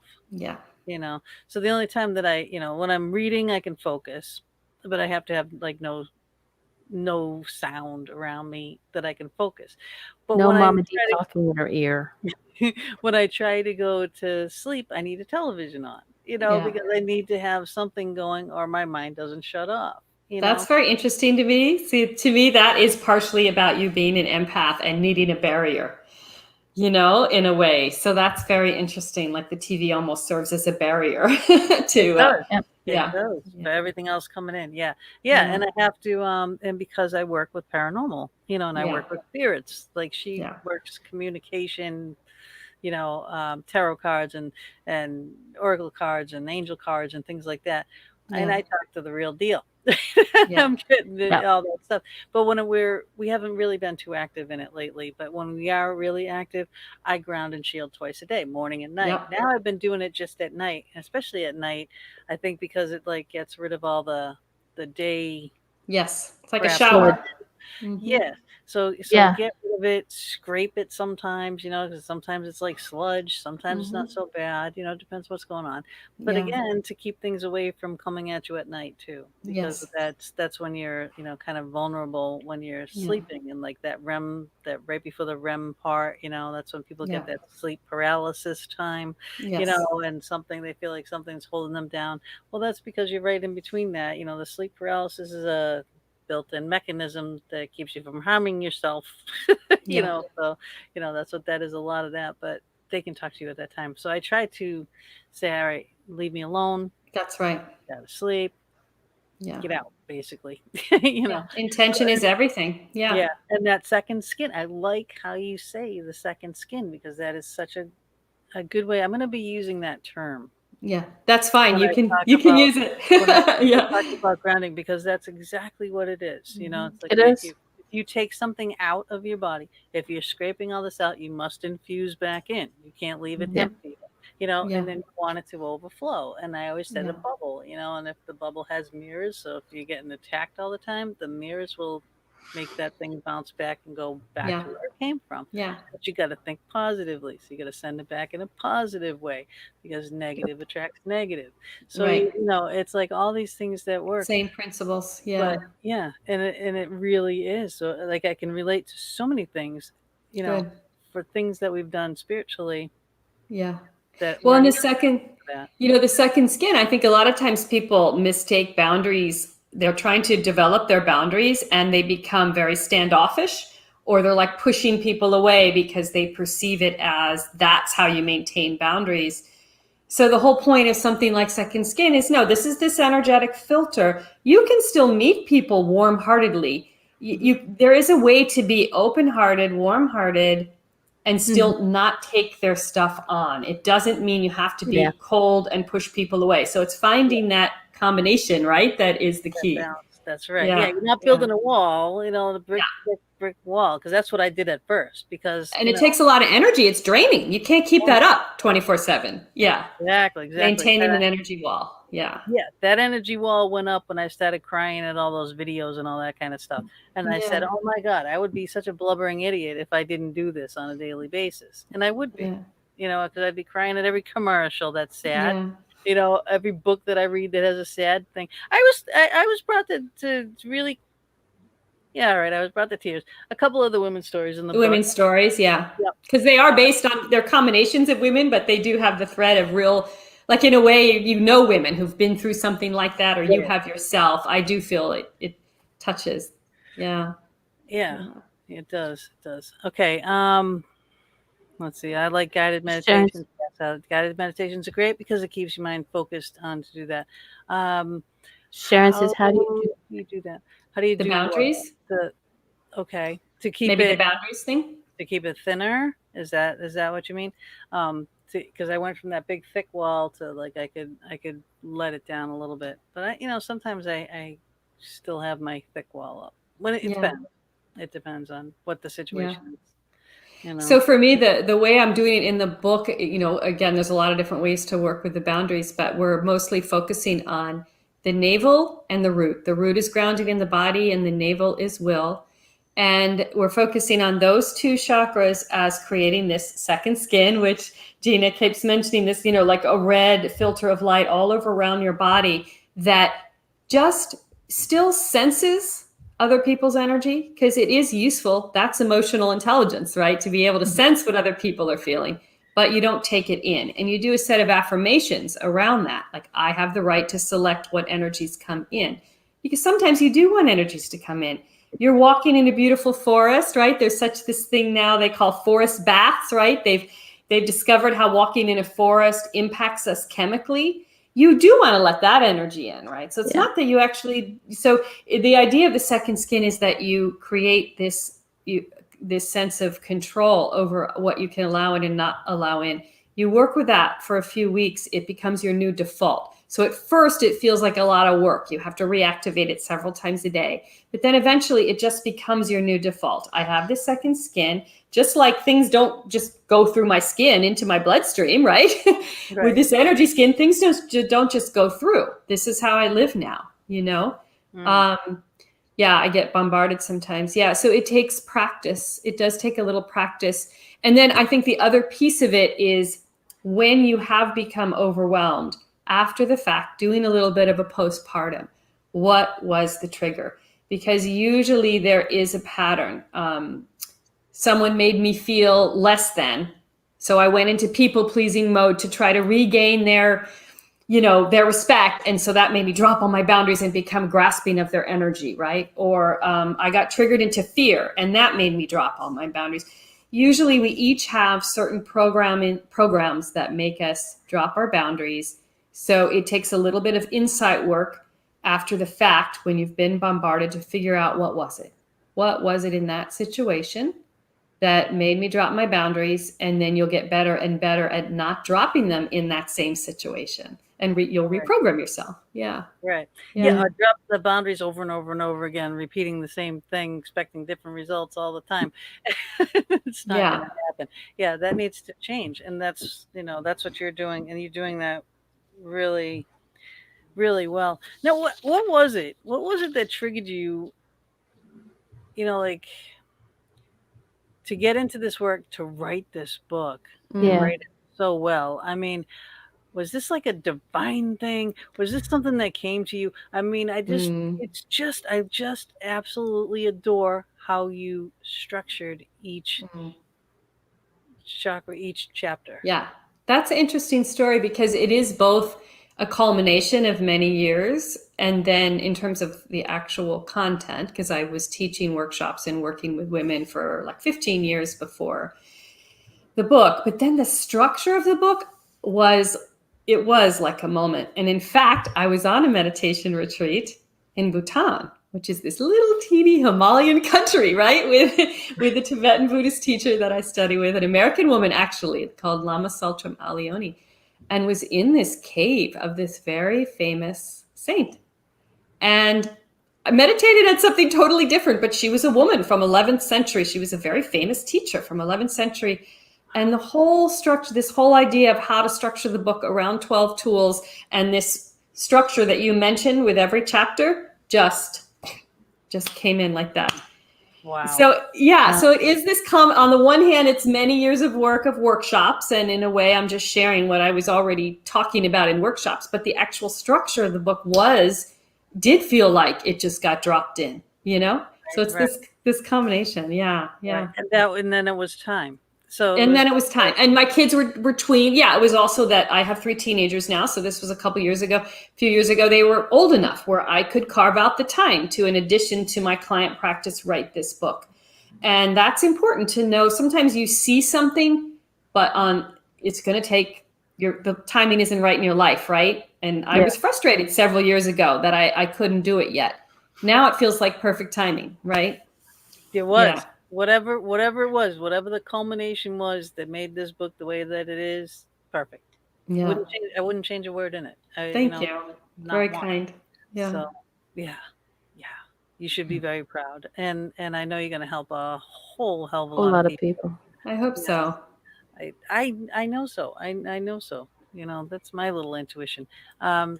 She says you got triggered into fear. Well, yeah. That's back to root chakra work then. Yeah.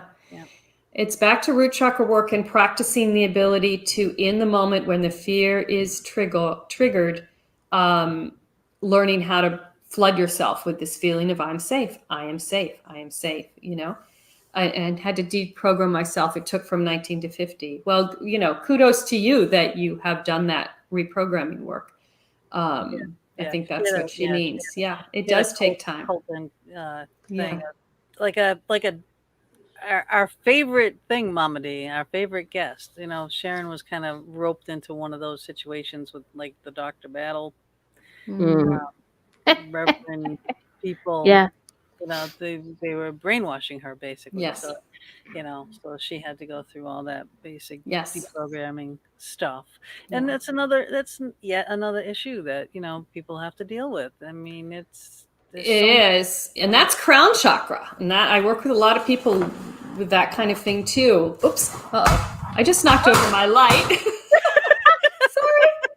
That's what of those things. That's I okay. think I've got I'm okay. fireworks going on. I'm not That's going to all go right. get it. You can still see me, so I'm not Yeah, going to go get it. So no, much for the ring light. It's out. You look good. You look good. Killed it.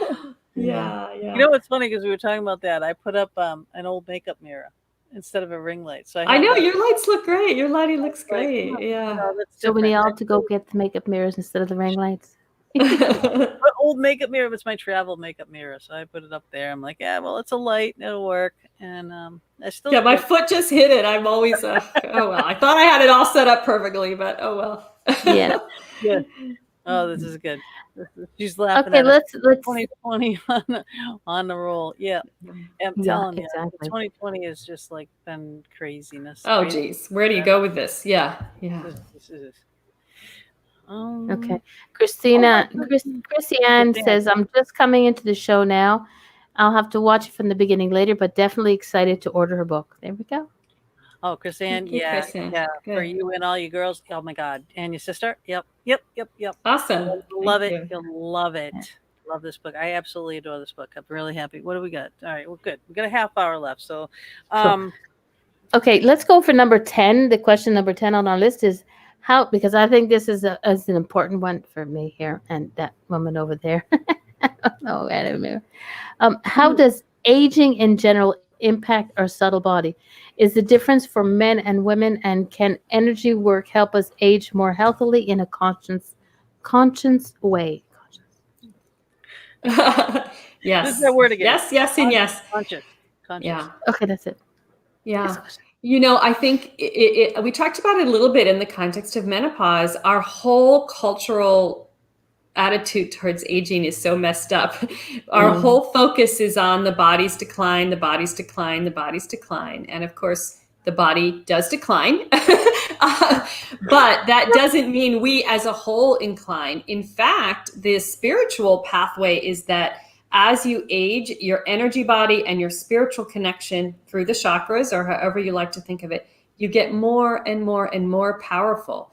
It's like your doorway into those, bringing light through into your energy body, becomes more and more and more powerful. So it's like your identification is becoming less physical, more energetic and spiritual. And at the point of death, you just cross over. It's this very gentle crossing over because you've already become more and more identified with that side of yourself. So aging, really the way to relate to it is as I'm moving deeper into my energy body, my spiritual body. And yes, working with your chakras or your energy body through conscious tools will aid that process of really coming to know yourself energetically and spiritually, not just as a physical body. And it will help with physical diseases and symptoms and pains and all of that, because mind and body aren't separate. So you can bring healing energy into different parts of your body. You can recognize imbalances and help to correct them.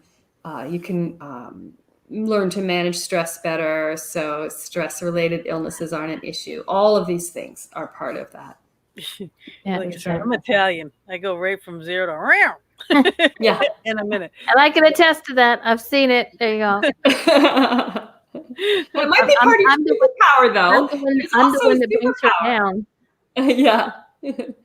Yeah, right? I mean, I think that, it's interesting because I do think there's a superpower to it. Like, it's just a matter of it not causing you stress. So it isn't about everybody being Zen all the time, right? That isn't the only expression of spirit. I mean, spirit is also like cut through the BS, tell the truth, so there is a role for that sharp energy. It's just you want to be able to own that as part of your power in a way that it doesn't cause you pain or suffering or stress, right? So I think that's the other. Sometimes we get too attached to like everybody has to be calm and peaceful. Oh, yeah. No, we need some like cutting through BS too energy. That, right? No, my massage therapist actually told me. She said, "Well, you know that women get that lump on the back of their neck when they get older. There's like that." It's like an old lady little hump like that you'll see a lot of people get, and they start getting a little hunched over, and there's a hump that grows there, right? Well, that is built in. That's stress and everything. So my massage therapist used to say, because I have like arthritis in my neck already, and she said, just to release that stress, I want you to yell. And she's like, even if you yell in your hand, it's like, ah, right, really loud, yell in your hand like you're yelling at someone, and just scream. That Mhm. releases Mhm. all that stress and that strain. So yeah, it's good to have a little fit here and there, and Yes. just scream or punch a pillow or something nice that soft, Yeah. not Send an soft. audio message of a lot of cuss words to somebody that you know and love. Yeah. If they can handle it, yeah. No, it is Venting, catharsis. Yeah. venting is good. Yes, Venting is good. catharsis. And that's part of what the throat chakra is allowing things to get out that need to get out, So finding a way to let things out. Yeah. Dower's hump. That's the name Joe of it. said it's Oh, a Taoist okay. hump. Yes. Yeah. So that's the thing. That is the thing. Let's see. All right. So you My way of releasing is when there's nobody in the house. I plug in my earphones and I sing like a cat in a room full of rocking chairs, and nobody can hear me and nobody can complain, and it's just like, yeah, that's my release. Freedom. So to me, that's throat and sacral chakra, because the sacral chakra second chakra is all about just letting it go, singing, dancing naked in your bedroom, bringing forth this sense of freedom and letting that energy out. Yeah. No self-consciousness, right? That's a great energy. Yeah. Yeah. Yeah. And that, all right. I want to get back to the people pleasing thing one again. Now, Yeah. what would be a good combination of things to use for that people pleasing thing, when you have someone that comes into your house and it's just like, they have to rule everything and you have to, just to keep the peace. Yeah. Well, in general, I would work with navel, fire, right? To really hold your own. It's like holding your own, and throat in terms of your ability to speak from that place. But there's layering to it. If it's like a family member that you have a relationship with, another tool that we haven't talked about yet is Web of Light, which is working with energy lines in a very simple way. Energy workers in client sessions, I do a lot of stuff with cords and energy lines, but anyone can learn to just kind of cut energy lines with people or clear them. If someone seems to have a lot of control over you, meaning in other areas of your life, you don't people please anymore. But then whenever you're in this person's presence, you get triggered into that old pattern. Then working with it from an energy line perspective can be helpful. Like you've visualized, the book leads you through this, visualizing the person. Imagine you're clearing this line and saying certain things to consciously intend to change that dynamic. I am not going to dance this dance anymore with this person. I am releasing that pattern, Right. So it can be a combination of navel, throat, and maybe redefining a relationship energetically, if that's a piece of it. Hey, that's fantastic, and I think a lot of people need to do that, and I don't think they realize how much they really need to do that. And cutting cords is oof.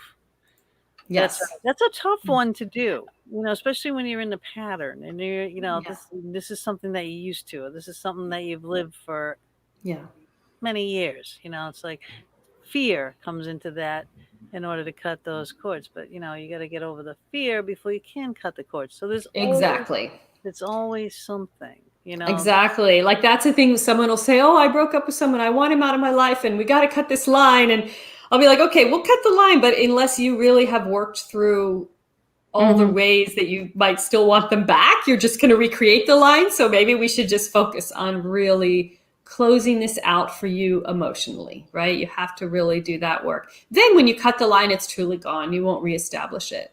Exactly. So there's layers to it. Yeah, layers to it. So do you see, people, why I love her? And this is why I said I would, you would be the one that I would choose personally to work with, like a one-on-one, a sessions. I would in a minute, just because. So talking about the one-on-one sessions, can people contact you to get one-on-one sessions? I know it'll all have to be via Skype and Zoom and whatever else that you use, but is that an option for people to do? They can reach out to you on your website? Yeah, that's on the enlightenedenergetics.com. It's mostly phone and Zoom right now. And actually all the time, I've been doing phone and Zoom for years because the physical isn't necessary for this kind of work. So it's more convenient for everyone. And then I do workshops and seminars. So this Saturday, I'm actually doing one on motherhood, the energetics of motherhood. And I have one on menopause in 2 weeks. So that's all on the book website, the Chakra Empowerment for Women book website. In terms of that's a less expensive way to work then, right? Is to be part of a group. We do a lot of the same work but in a group instead. And you can also hear other women's experiences. Yeah. Awesome. That's awesome. Yeah, because sometimes you need to hear other people are going through the same stuff that you're going through, so that you realize you're not alone. That's right. That's very helpful, especially with sexual trauma. That's very important. That can be a big part of healing, breaking down that feeling of isolation. Mm-hmm. Yeah. Let's see, what does this one say? That's why I'm using my middle name, and I had to cut some cords. Oh, okay. So that's why, because this is Sharon, and yeah, I'm getting confused because you keep saying her Sharon, I keep saying her, but I get it. She's like, I get it. Renee, and it's like, She did it just to confuse you, I know Gina. it's Sharon. Well, it's a way of affirming the shift. Yeah, it's a way of affirming the shift. Yeah. Well, good for you, girl. Good for you. You go. That girl will give you the shirt off her back. Literally. Mm-hmm. If anybody asks for it, and then people will dump on her. Why, I'll never understand. Why people take advantage of people like that is beyond me. So they don't deserve it. But, again, work on building those things up so those things don't happen. Yeah, shifting the vibration at a certain point. You do all the work inwardly, and then there does come this turning point where it's like, okay, I've faced all the stuff from the past. I'm not going to keep revisiting it. Now I need to shift my vibration. And that is really just straight on chakra work, practicing bringing forth the highest vibration in every chakra. If someone does that too early, they run the risk of kind of repressing or bypassing stuff they need to face. But if someone's done therapy and a lot of work on themselves and they've seen those patterns, then there comes a point where you're just like, I'm done. I'm changing. I'm shifting. Right. And it can be done. Absolutely. Now, what about like grief and stuff? People won't let go. I lost my husband. My husband passed away. He was only 50. You know what I mean? And it was in 2011, so it was a ways ago. And I've moved on, but it took me some time to do that. You know what I mean? And I'm quite happy with Bob now. I didn't see that ever happening really. Right. At first, Yeah. So again, you got to work through your things. But what would be the chakra or combination again for dealing with grief? Usually heart and root. Although I'll be honest with grief. I always say to people, this has to happen at its own time. Like, this isn't like something we can just bring in a lot of heart energy and just heal you faster. What we need to do is you need to give yourself permission to go through this, and we need to create a container where you can do it in a way that is manageable and paced, where you don't become self-harming or fall into a pit, right? But it has to be gone through. And then there often comes a point where it feels natural to do some sort of official ritual around goodbye, allowing the person to move on, etc. But you can't force that too early. It has to feel like the right point to do that.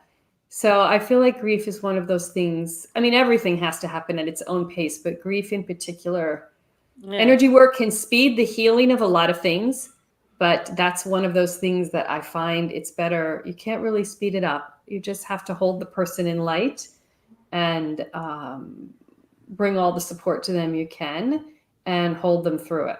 So I hope you had people holding you in that way and spiritual forces holding you in that way, I did. I mean, I kind of isolated for a little bit, and man, it was just tough, so it was like a country song. I mean, I lost my dog, and then I got my little dog, and then I lose my husband, and then it's like, and it was like, not even that, it was like the house, the work. Yes. I was a designer. He was a builder. I would design it. He would build it. I would finish it. And I was a painter and a faux painter and an artist and everything. And then I had a cleaning company. You know what I mean? It was just like we did everything together. And then all that part's gone. And then I have to deal with all that. So it's like, you can't just grieve. You have to deal with closing out businesses. And your whole life is changing. I mean, it's root chakra. It's like the whole foundation of your life is being shaken. And so you have to refine your footing. You have to refine this whole new foundation. So there's the grief, is a piece of it. And then there's totally remapping your foundation, right? Right. And then Yeah. I'm a strong woman, you know, and I was a business owner myself. I had several businesses myself, but people coming out of the woodwork saying, oh, well, he owed me this and he did that. And it's like, oh, no, he didn't. Oh, geez. You know, Yeah. I did the bookwork. I know exactly who he owes and what he owes. Trying to take advantage. Yeah. And I paid everything off. And then you know, I'm feeling like, oh my God. So now I have to fight, you know, there was a lot of things that, you know, that you went through, and, you know, it's not like a normal thing. So you try and grieve. You don't have the time to grieve because you still got to go out. You still got to work. You still got to make your money. You got to pay for the house now by yourself and close out all this stuff and deal with all these things. I mean, we had a fleet of trucks and I mean, you name it. It was big. It was huge, you know? And I think that if I wasn't as strong as I am, I mean, I think a lot of people would crumble, you know? Absolutely. And not be able to do that kind of stuff.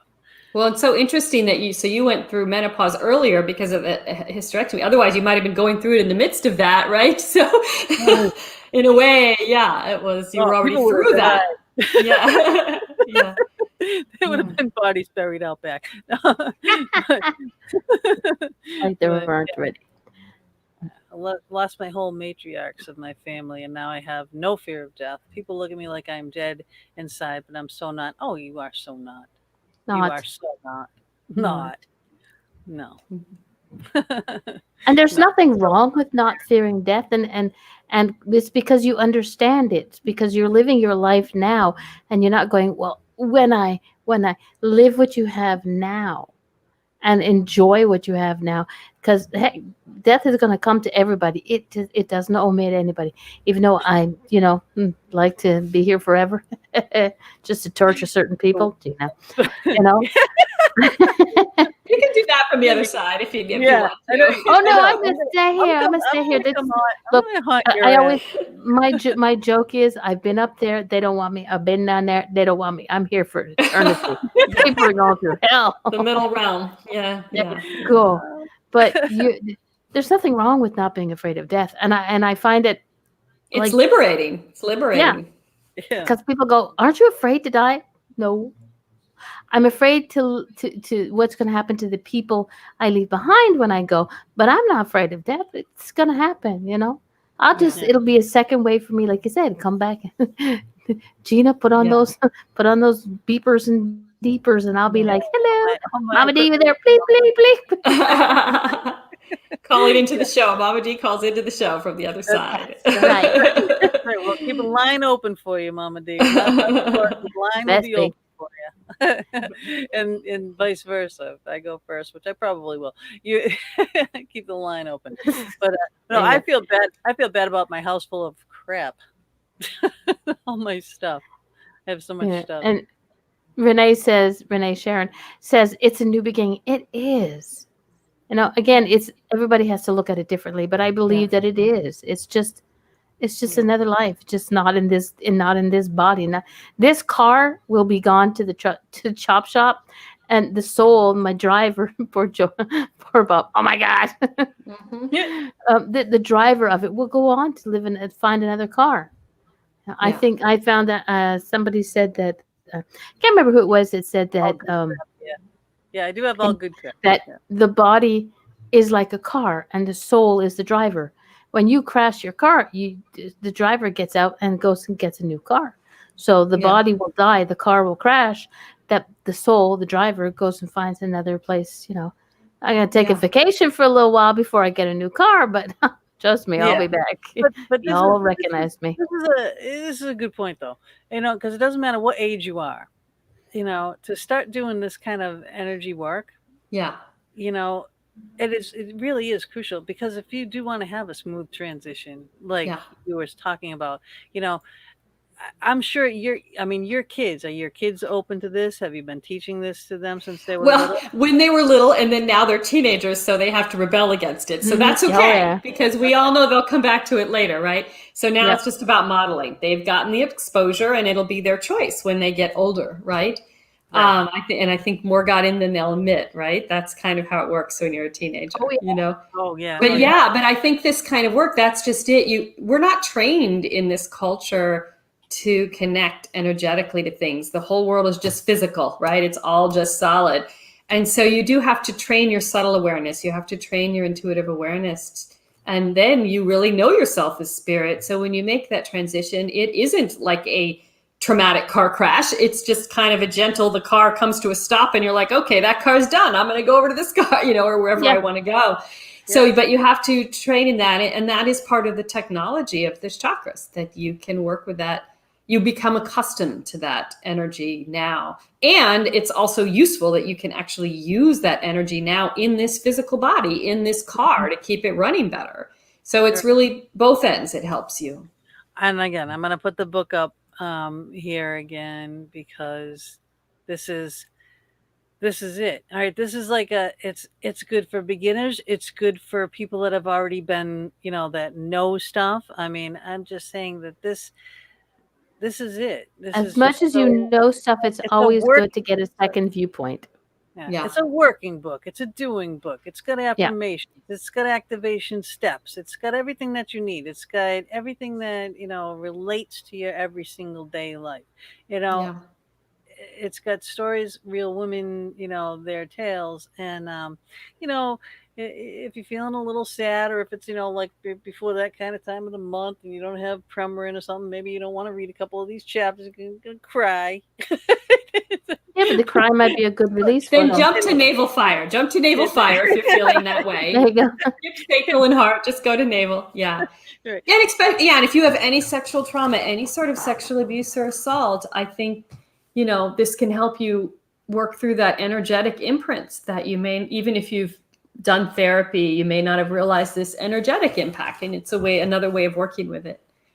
Yeah, because a lot of women too, again, in a man-based world, women will suppress anything that's happened to them. Even it could have been. All right, now I'm in my 50s. Something that happens in my teenage years. Yes. And you're just like, I'm just gonna forget about it. And it's not. It doesn't matter. It does matter. Yeah. And you don't have to. People be like, no, I don't want to, because I don't want to identify as a victim. I put it in the past. We're not talking about taking on an identity in that way. It's about being a survivor. It's just about really owning any subconscious imprints that it's left on your energy body that are holding you back in ways you may not have really been fully aware of. And you can release that. You can release that and be free of it. And that contributes, because we're all connected, that contributes to this larger healing that's going on right now around this whole thing. Yeah, because it's the relatability again, too. Yeah. It's like, well, how do I remember this? What happened that I remember that, And if you don't ever let that go, whatever trigger that puts out there is never going to go away. So, it's that endless cycle of crap. Yeah. Can this open up things I blocked, like from rape? Yes. Yeah. Well, it depends what you mean by that. If you mean open up memories, I don't work so much in that way. I don't mean memories, but yes, if you mean energies and vibrations that someone may have shut down for self-protective reasons, like believing I have to just shut this energy down in myself because it's not safe, or block this part of myself for self-protection, walls like that, blocks in the chakras. Yes, that's what this work does. And it's really like it's shining this light that's so bright. You're bringing forth the light from inside the chakra that it like burns away the block. And then the affirmations are about psychologically hooking into that shift. But I think this is important because a lot of people feel like, oh, I need full recall of something in order to heal from it. Mm-hmm. No, you don't need a memory to heal from it. You just have to work with it, the imprints in your body emotionally, not as it is now. You don't have to remember the whole thing. Yeah, the energy's still there. I mean, it could be too painful to remember. Exactly. It's not always helpful to gain recall. Work with releasing. And sometimes people have to actually learn to let go of the desire to have full memory. Like that's actually blocking their healing, that they can't remember something and they keep thinking, as soon as I can remember the whole thing, then I can release it.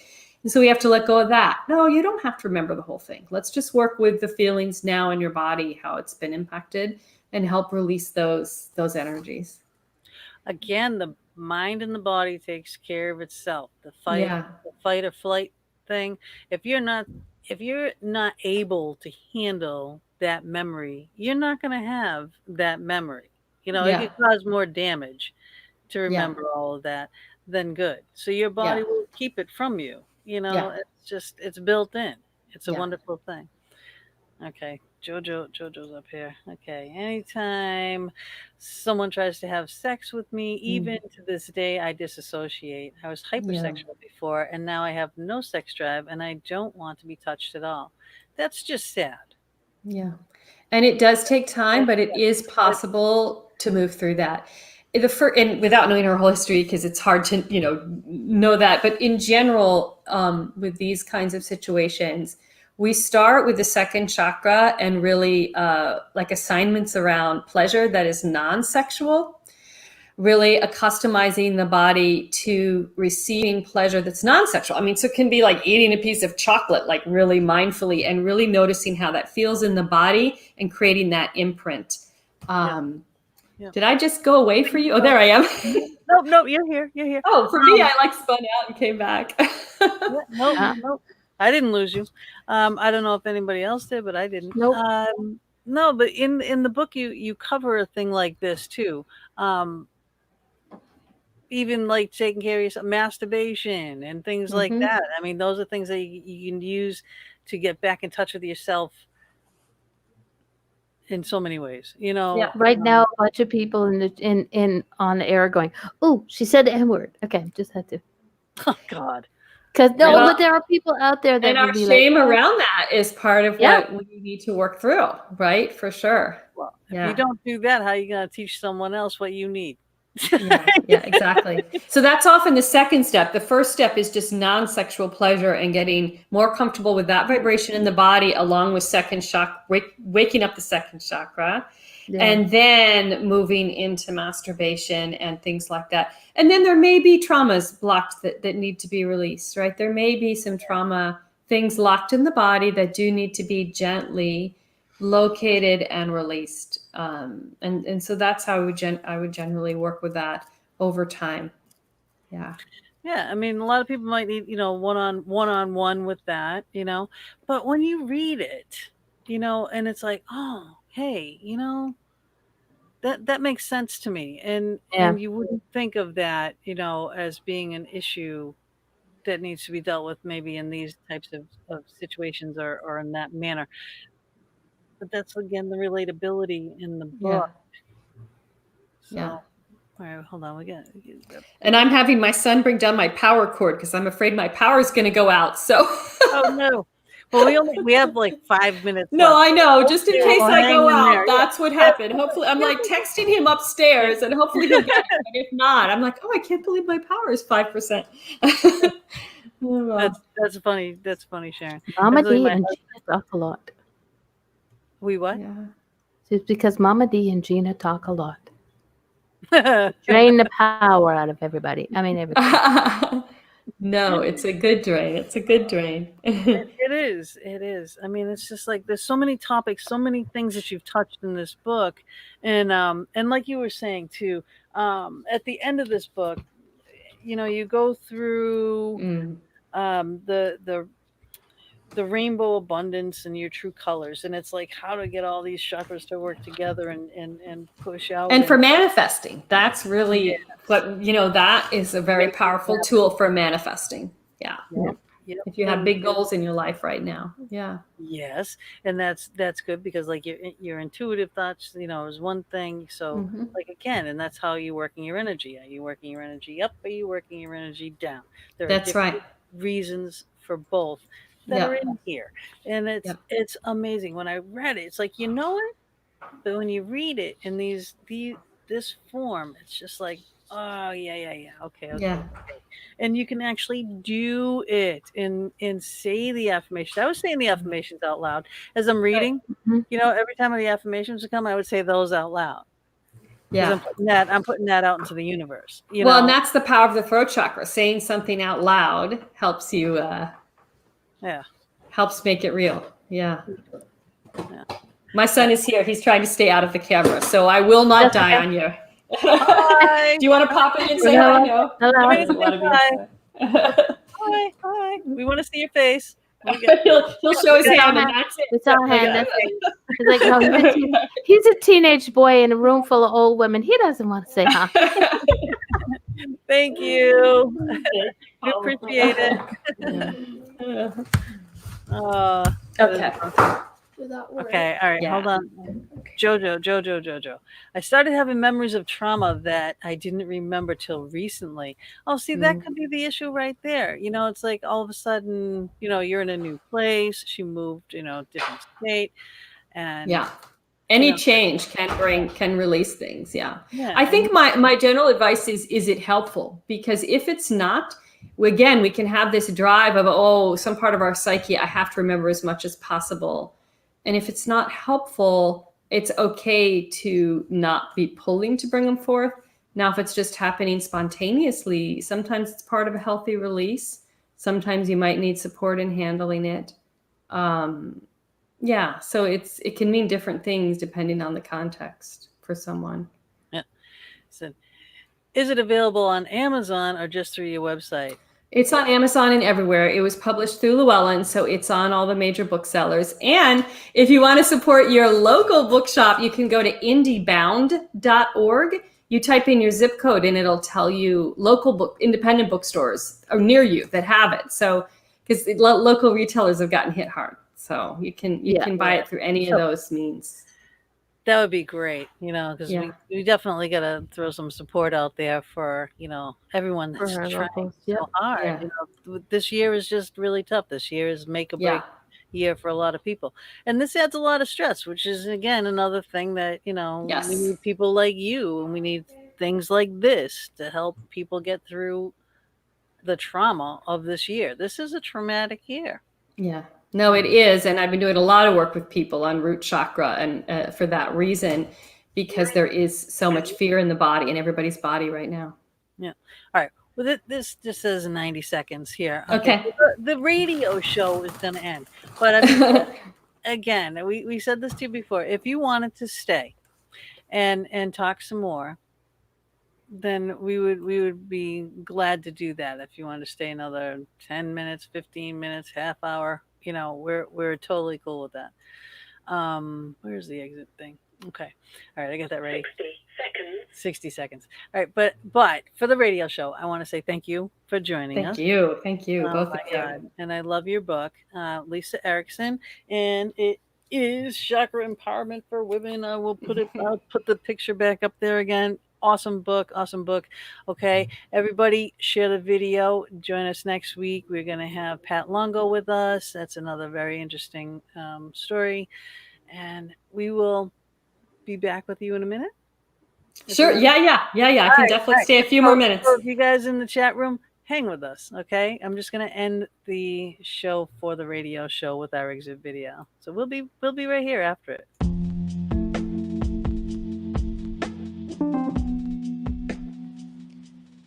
Thank you again for joining us for another episode of The Fox Den. We would love it if you would go over to our YouTube channel, which is The Fox Den, hosted by Gina Bankston. Please like and subscribe our channel and join us in the chat room there while we stream live every Thursday evening from 8 to 10 p.m. Eastern Standard Time.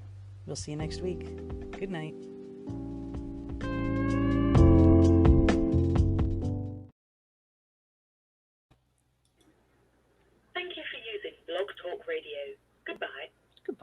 Goodbye. That's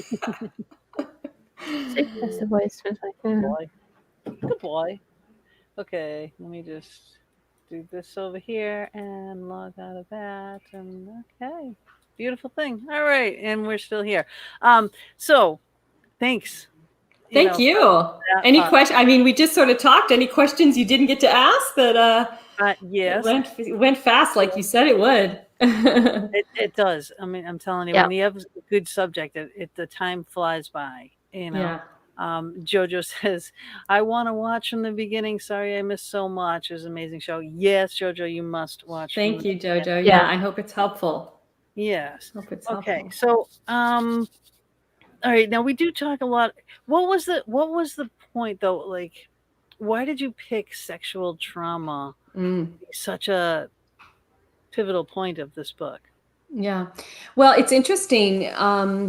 I haven't in this life experienced explicit sexual trauma that I know of. I've come to view it as it must have been some sort of karmic mission on my part from past lives, because I started working with women's energetics because I had a big health crisis after the birth of my first child. And I'd already been meditating on the chakras for years and training as an energy healer. So it kind of shocked me, right? Like, what? Me? Yeah. I'm always healthy. I work with... And then I came to realize that I was like releasing trauma in my second chakra. I did all this research. I got more into women's energetics and how the energy body changes. And so I started doing a lot more women's workshops. And I was doing women's workshop after women's workshop where 90% of the women were coming up to me privately saying, oh, I was sexually abused. Oh, I was raped in college. Oh, this happened, that happened. You know, we know the statistics. And in my workshops, it was even higher. And so at a certain point, it was like, okay, I can't not address this. This is every woman that is coming to me for work. So it became sort of a mission. I was training with Cindy Dale at the time. I've done a lot of training with her, another wonderful Llewellyn author and healer. And as part of a class I was in, we were each kind of doing our own independent projects, and mine ended up being sexual trauma. I did a lot of research and then also developed my own program, which then I ran for like, another 12 years before writing this book. So it really came from the women that were coming to me. Now that it's become such a big part of my work, I'm realizing, okay, this to me was like a vow that I made, like a soul contract that I came in with to do this work. Yeah, I think too that if you were abused, I think it would be written more bitterly. You know what I mean? So I think that you were the right person to write that. Yeah. Because you're taking in the stories, you're understanding the women that are coming to you, and you know what it is to do to fix it. You know which which area that needs to be worked on to get the blockages out, to get the energy flowing correctly. And if that happened to you, it's like, in this lifetime, maybe I couldn't have handled it. I do feel like it's a karmic thing from past lives. Yeah. So, but yeah, it's kind of a purpose. And I do feel it's part of this larger healing that's going on the planet, right? We look at what's happened over the last few years. It's coming up everywhere, not just with women, right? We have all the Catholic priest scandals and in other religious organizations as well. I've worked with a lot of individuals who've been abused within different spiritual organizations of all different branches. Unfortunately. So that it's like we're having this big reckoning. We're having a reckoning, with it. Well, the Me Too, the men want to be in the Me Too too. Yeah. And everyone deserves healing. Yeah. Yeah. I mean, the Boy Scouts, the this, the that. Exactly. Boy Scouts. Exactly. Yes. Yeah. No, we have, it's like a scourge, and it's really about our relationship to sexuality and power. And there's a massive shift that needs to occur. Because it's not just about healing the wounds. It's about healing the other side of it that's causing the damage in people that causes them to be an abuser or an assaulter. We know as high as 80% of sexual abusers and assaulters were themselves sexually abused or assaulted. So it is a cycle that just and we have to break that cycle. Right. Yeah. Right. Yeah. And that's so sad. That's so sad. It's really sad too. And then the other part, like with the rape and things like that, I don't understand what kind of pleasure someone can get out of doing something like that. It's power. It's not a pleasure of sexual pleasure. It's power. It's overpowering someone. Yeah. And that's damage in and of itself to need to assert that kind of power over someone. It's a real imbalance, right? It's a real psychological imbalance. And that it's culturally supported in a lot of ways. It's culturally supported. So the shift is, my piece of it is really focused on healing women. My larger interest, maybe I'll get into it over time, is how do you heal the perpetrator, and other people are doing that work. How do you heal the cultural how do you shift the cultural, conditioning that makes all of this possible? That's the larger shift I'm really interested in. That would be a miracle. Because I do think there's a lot of chemical imbalance in the world too. Yeah. So. Oh, there's a lot of factors potentially that are contributing. Yeah. Absolutely. Yeah. Absolutely. Jojo says we need to speak out against pedophiles and the damage they do to their victims for life. Yeah. Yes. Yes. You And know. all too often they're never surfaced because children are helpless. People don't, they're not believed. Children aren't always believed. It's many times doesn't surface for years. Yeah. Yep. So now this is going like kind of like along the lines of one of these questions was, you mentioned spiritual disassociation in context of energy, body trauma reactions, and talking more about this because this is it. When you have those things, it's like, what's the first thing that you do? You cut that off. Instead of dealing with it or facing it or fixing it. Yeah. It's like, no, that didn't happen. I can't look at that. No, I'm not going to do it. Yeah. That's right.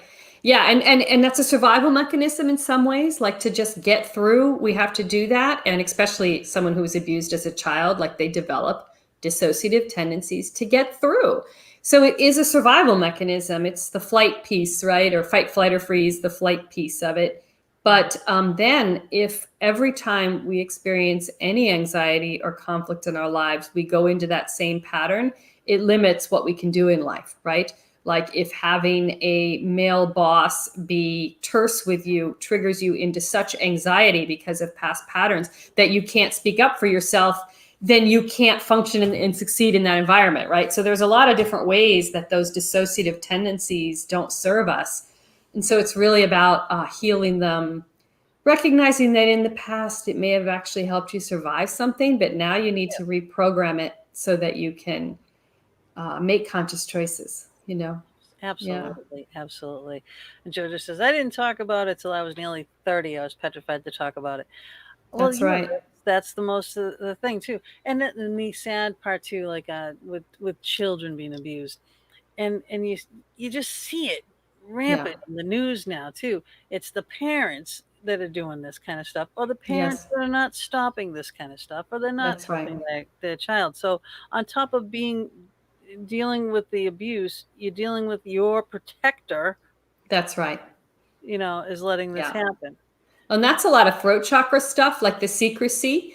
Sometimes someone will, like a parent, a mother will stop the abuse if it was a stepdad or whatever, but not allow the person to tell anyone. That has its own damage. It's like this secret that the message is, you're supposed to be ashamed of this. Don't tell anyone, right? Keep going to family events with this uncle that abused you so we don't shake up the family, right? And that has its own like block, this secret you're carrying around, it's almost saying that it's okay. Right, for the sake of right. And it's sending the message it's your fault. You hold that shame, you hold that secret alone, right? So that has an energetic imprint often around throat chakra and impression and speech. Yeah. What's the youngest child you've worked with? I don't work with children. Just because from an energy medicine perspective, I'm not certified in children. I have worked with some teens with parental permission. So I'm mostly working with adults. But I will say that I recently worked with a 72-year-old woman who was telling me I was the first person she had told about a teenage rape. She never told anyone when she was 13 years old. So young, So it was really the Me Too movement that triggered her to finally come forward and seek healing for this. Awesome. That's awesome. Hey, when it's your time, it's your time. It's better late than never. Exactly. That was her thinking. Her thinking was, I want to heal this before my death. That was really her thinking. In order to smooth her transit was the way she was thinking about it. So so there really is power in sharing your story, because the people who did share their story through Me Too trigger women like this who may not be going public with it, but they're still seeking healing for the first time because they were inspired by what they heard from others. Exactly. So, Mommy, do you have another question you might want to ask? You talk about trauma sensitivity. Why is this, and what is this, and why is it important? Yeah, I work with this great nonprofit called the Breathe Network. So I'll do a plug for them, thebreathenet.org. Yeah, and they work with connecting holistic healers of all types with sexual trauma survivors. So it's like a resource. And they also do a lot of training about becoming trauma sensitive, It's really about realizing some things that healers do, or meditation teachers or yoga teachers, that we might think are relaxing or soothing, like turn down the lights, put some incense on, close the door, could actually be really triggering for someone, right? Yeah. So it's about instead engaging with whoever you're working with and creating choice. With energy healers, there's a lot of shamanic practices that are like, it has a beginning, middle, end. You have to go through certain steps to bring about a cathartic release. But that can feel really constraining and traumatizing for someone, right? So you have to, so being trauma sensitive as a healer is about saying, you know, we're going to try this. We're going to go through it together. If it starts being too much for you, we're going to shift gears. You let me know, creating that sense that it's collaborative, not hierarchical. Yeah. So that's really what it's, layers of that kind of thinking, you know, even in medical, like they're trying to make medical professionals more trauma sensitive. Like you need to tell someone what you're going to do before you do it. You need to ask permission. You know, the gynecologist can be traumatizing to a sexual trauma. The regular doctor can be traumatizing, you know, so really, yeah, that's what it means to be trauma sensitive. Ask permission. Doctors are traumatic. Doctors are traumatic for me because I've had, every time I've gone in, it's been, for lack of better words, a shit show. Yeah. Every operation I had was botched one way or another, every single one, you know, and it's like, I don't have the. It's medical trauma. Yeah, it's medical trauma. Yeah. Yes. And then now it's like, you know, you have to, I should be going because my lungs have been killing me.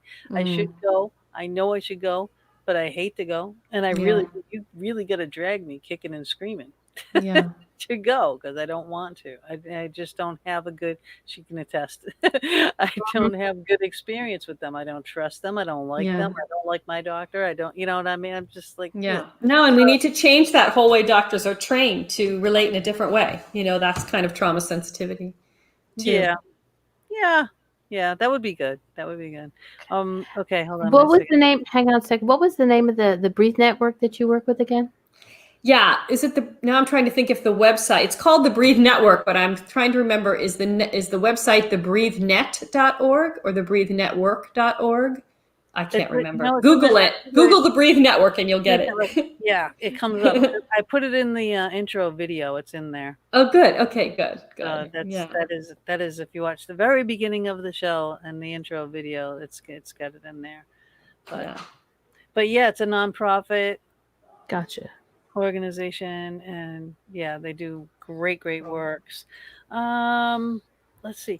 Oh yeah, well, I don't know if I want to bring that up right now, but I will. All right, is there a connection between this and what's sometimes called the Kundalini crisis?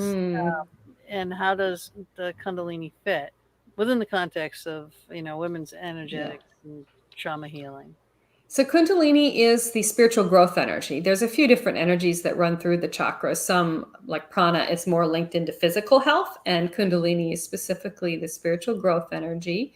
So enlightenment is technically a process of kind of opening all the chakras and bringing it all up into the crown, is one way of working with it. But individuals who've had a lot of trauma sometimes experience like adverse effects when they're going through big changes in their life, because big changes in your life can also trigger the Kundalini. And so then it's about helping someone anchor so that it can occur in a paced way, because the Kundalini can move through you in a very gentle, paced way where you're growing at a way that doesn't feel jarring or traumatic. So that's really some of the work that I do as well. Sometimes people come to me and they feel like they've had a Kundalini awakening and it's been very traumatic in some way. They have physical issues or psychological issues. So we're working on like slowing it down and anchoring it. It's like an outlet that wasn't grounded, you know? So you got sparks flying and you have to like get it grounded and slow it down. Yeah.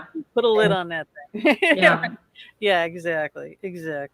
Now, for women using energy-based practices for spiritual growth, particularly those involving cultivating Kundalini, or those experiencing spontaneous Kundalini surges. Now, what would you recommend, though? So what you just said, what would you recommend is the earth element, root chakra, earth element is first and foremost for anchoring.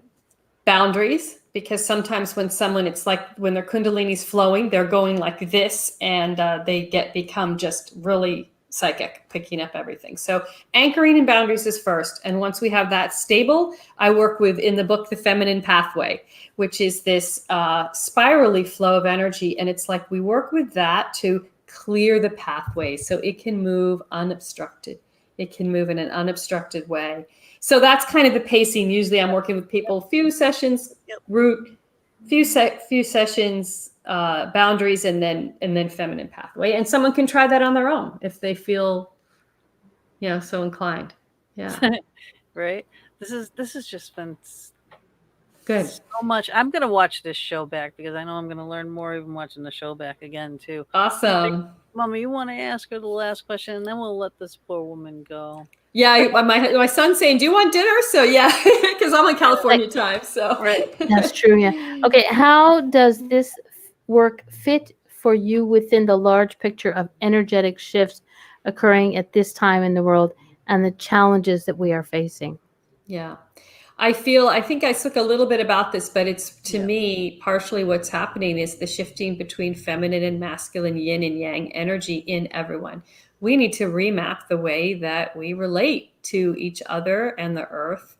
We need to bring in more yin, more receptivity, more feminine energy, men too, right? This hierarchical, top-down, authoritarian approach is not served us so well. It's gotta go. It's gotta go, for sure. So it's part of a larger cultural shift that we're facing right now. And women are leading the way from my perspective. Women are leading the way energetically, for sure. Well, it's about time. That's all I got to say. Yeah. All right. Yeah. I'm going to let you go. I am. Thank you so much, you guys. Great. So booking you for March. All right. Awesome. That'd be great. All right. So I'll be talking to you real soon. And thank you. It was a pleasure. So much. Oh my God. I love you. Right. Blessings to both of you. And to everyone listening. Yeah. Thank you all again. Stay safe, and we'll see everybody next week. Bye. Bye-bye. See y'all next week. We're right here. 8 to 10.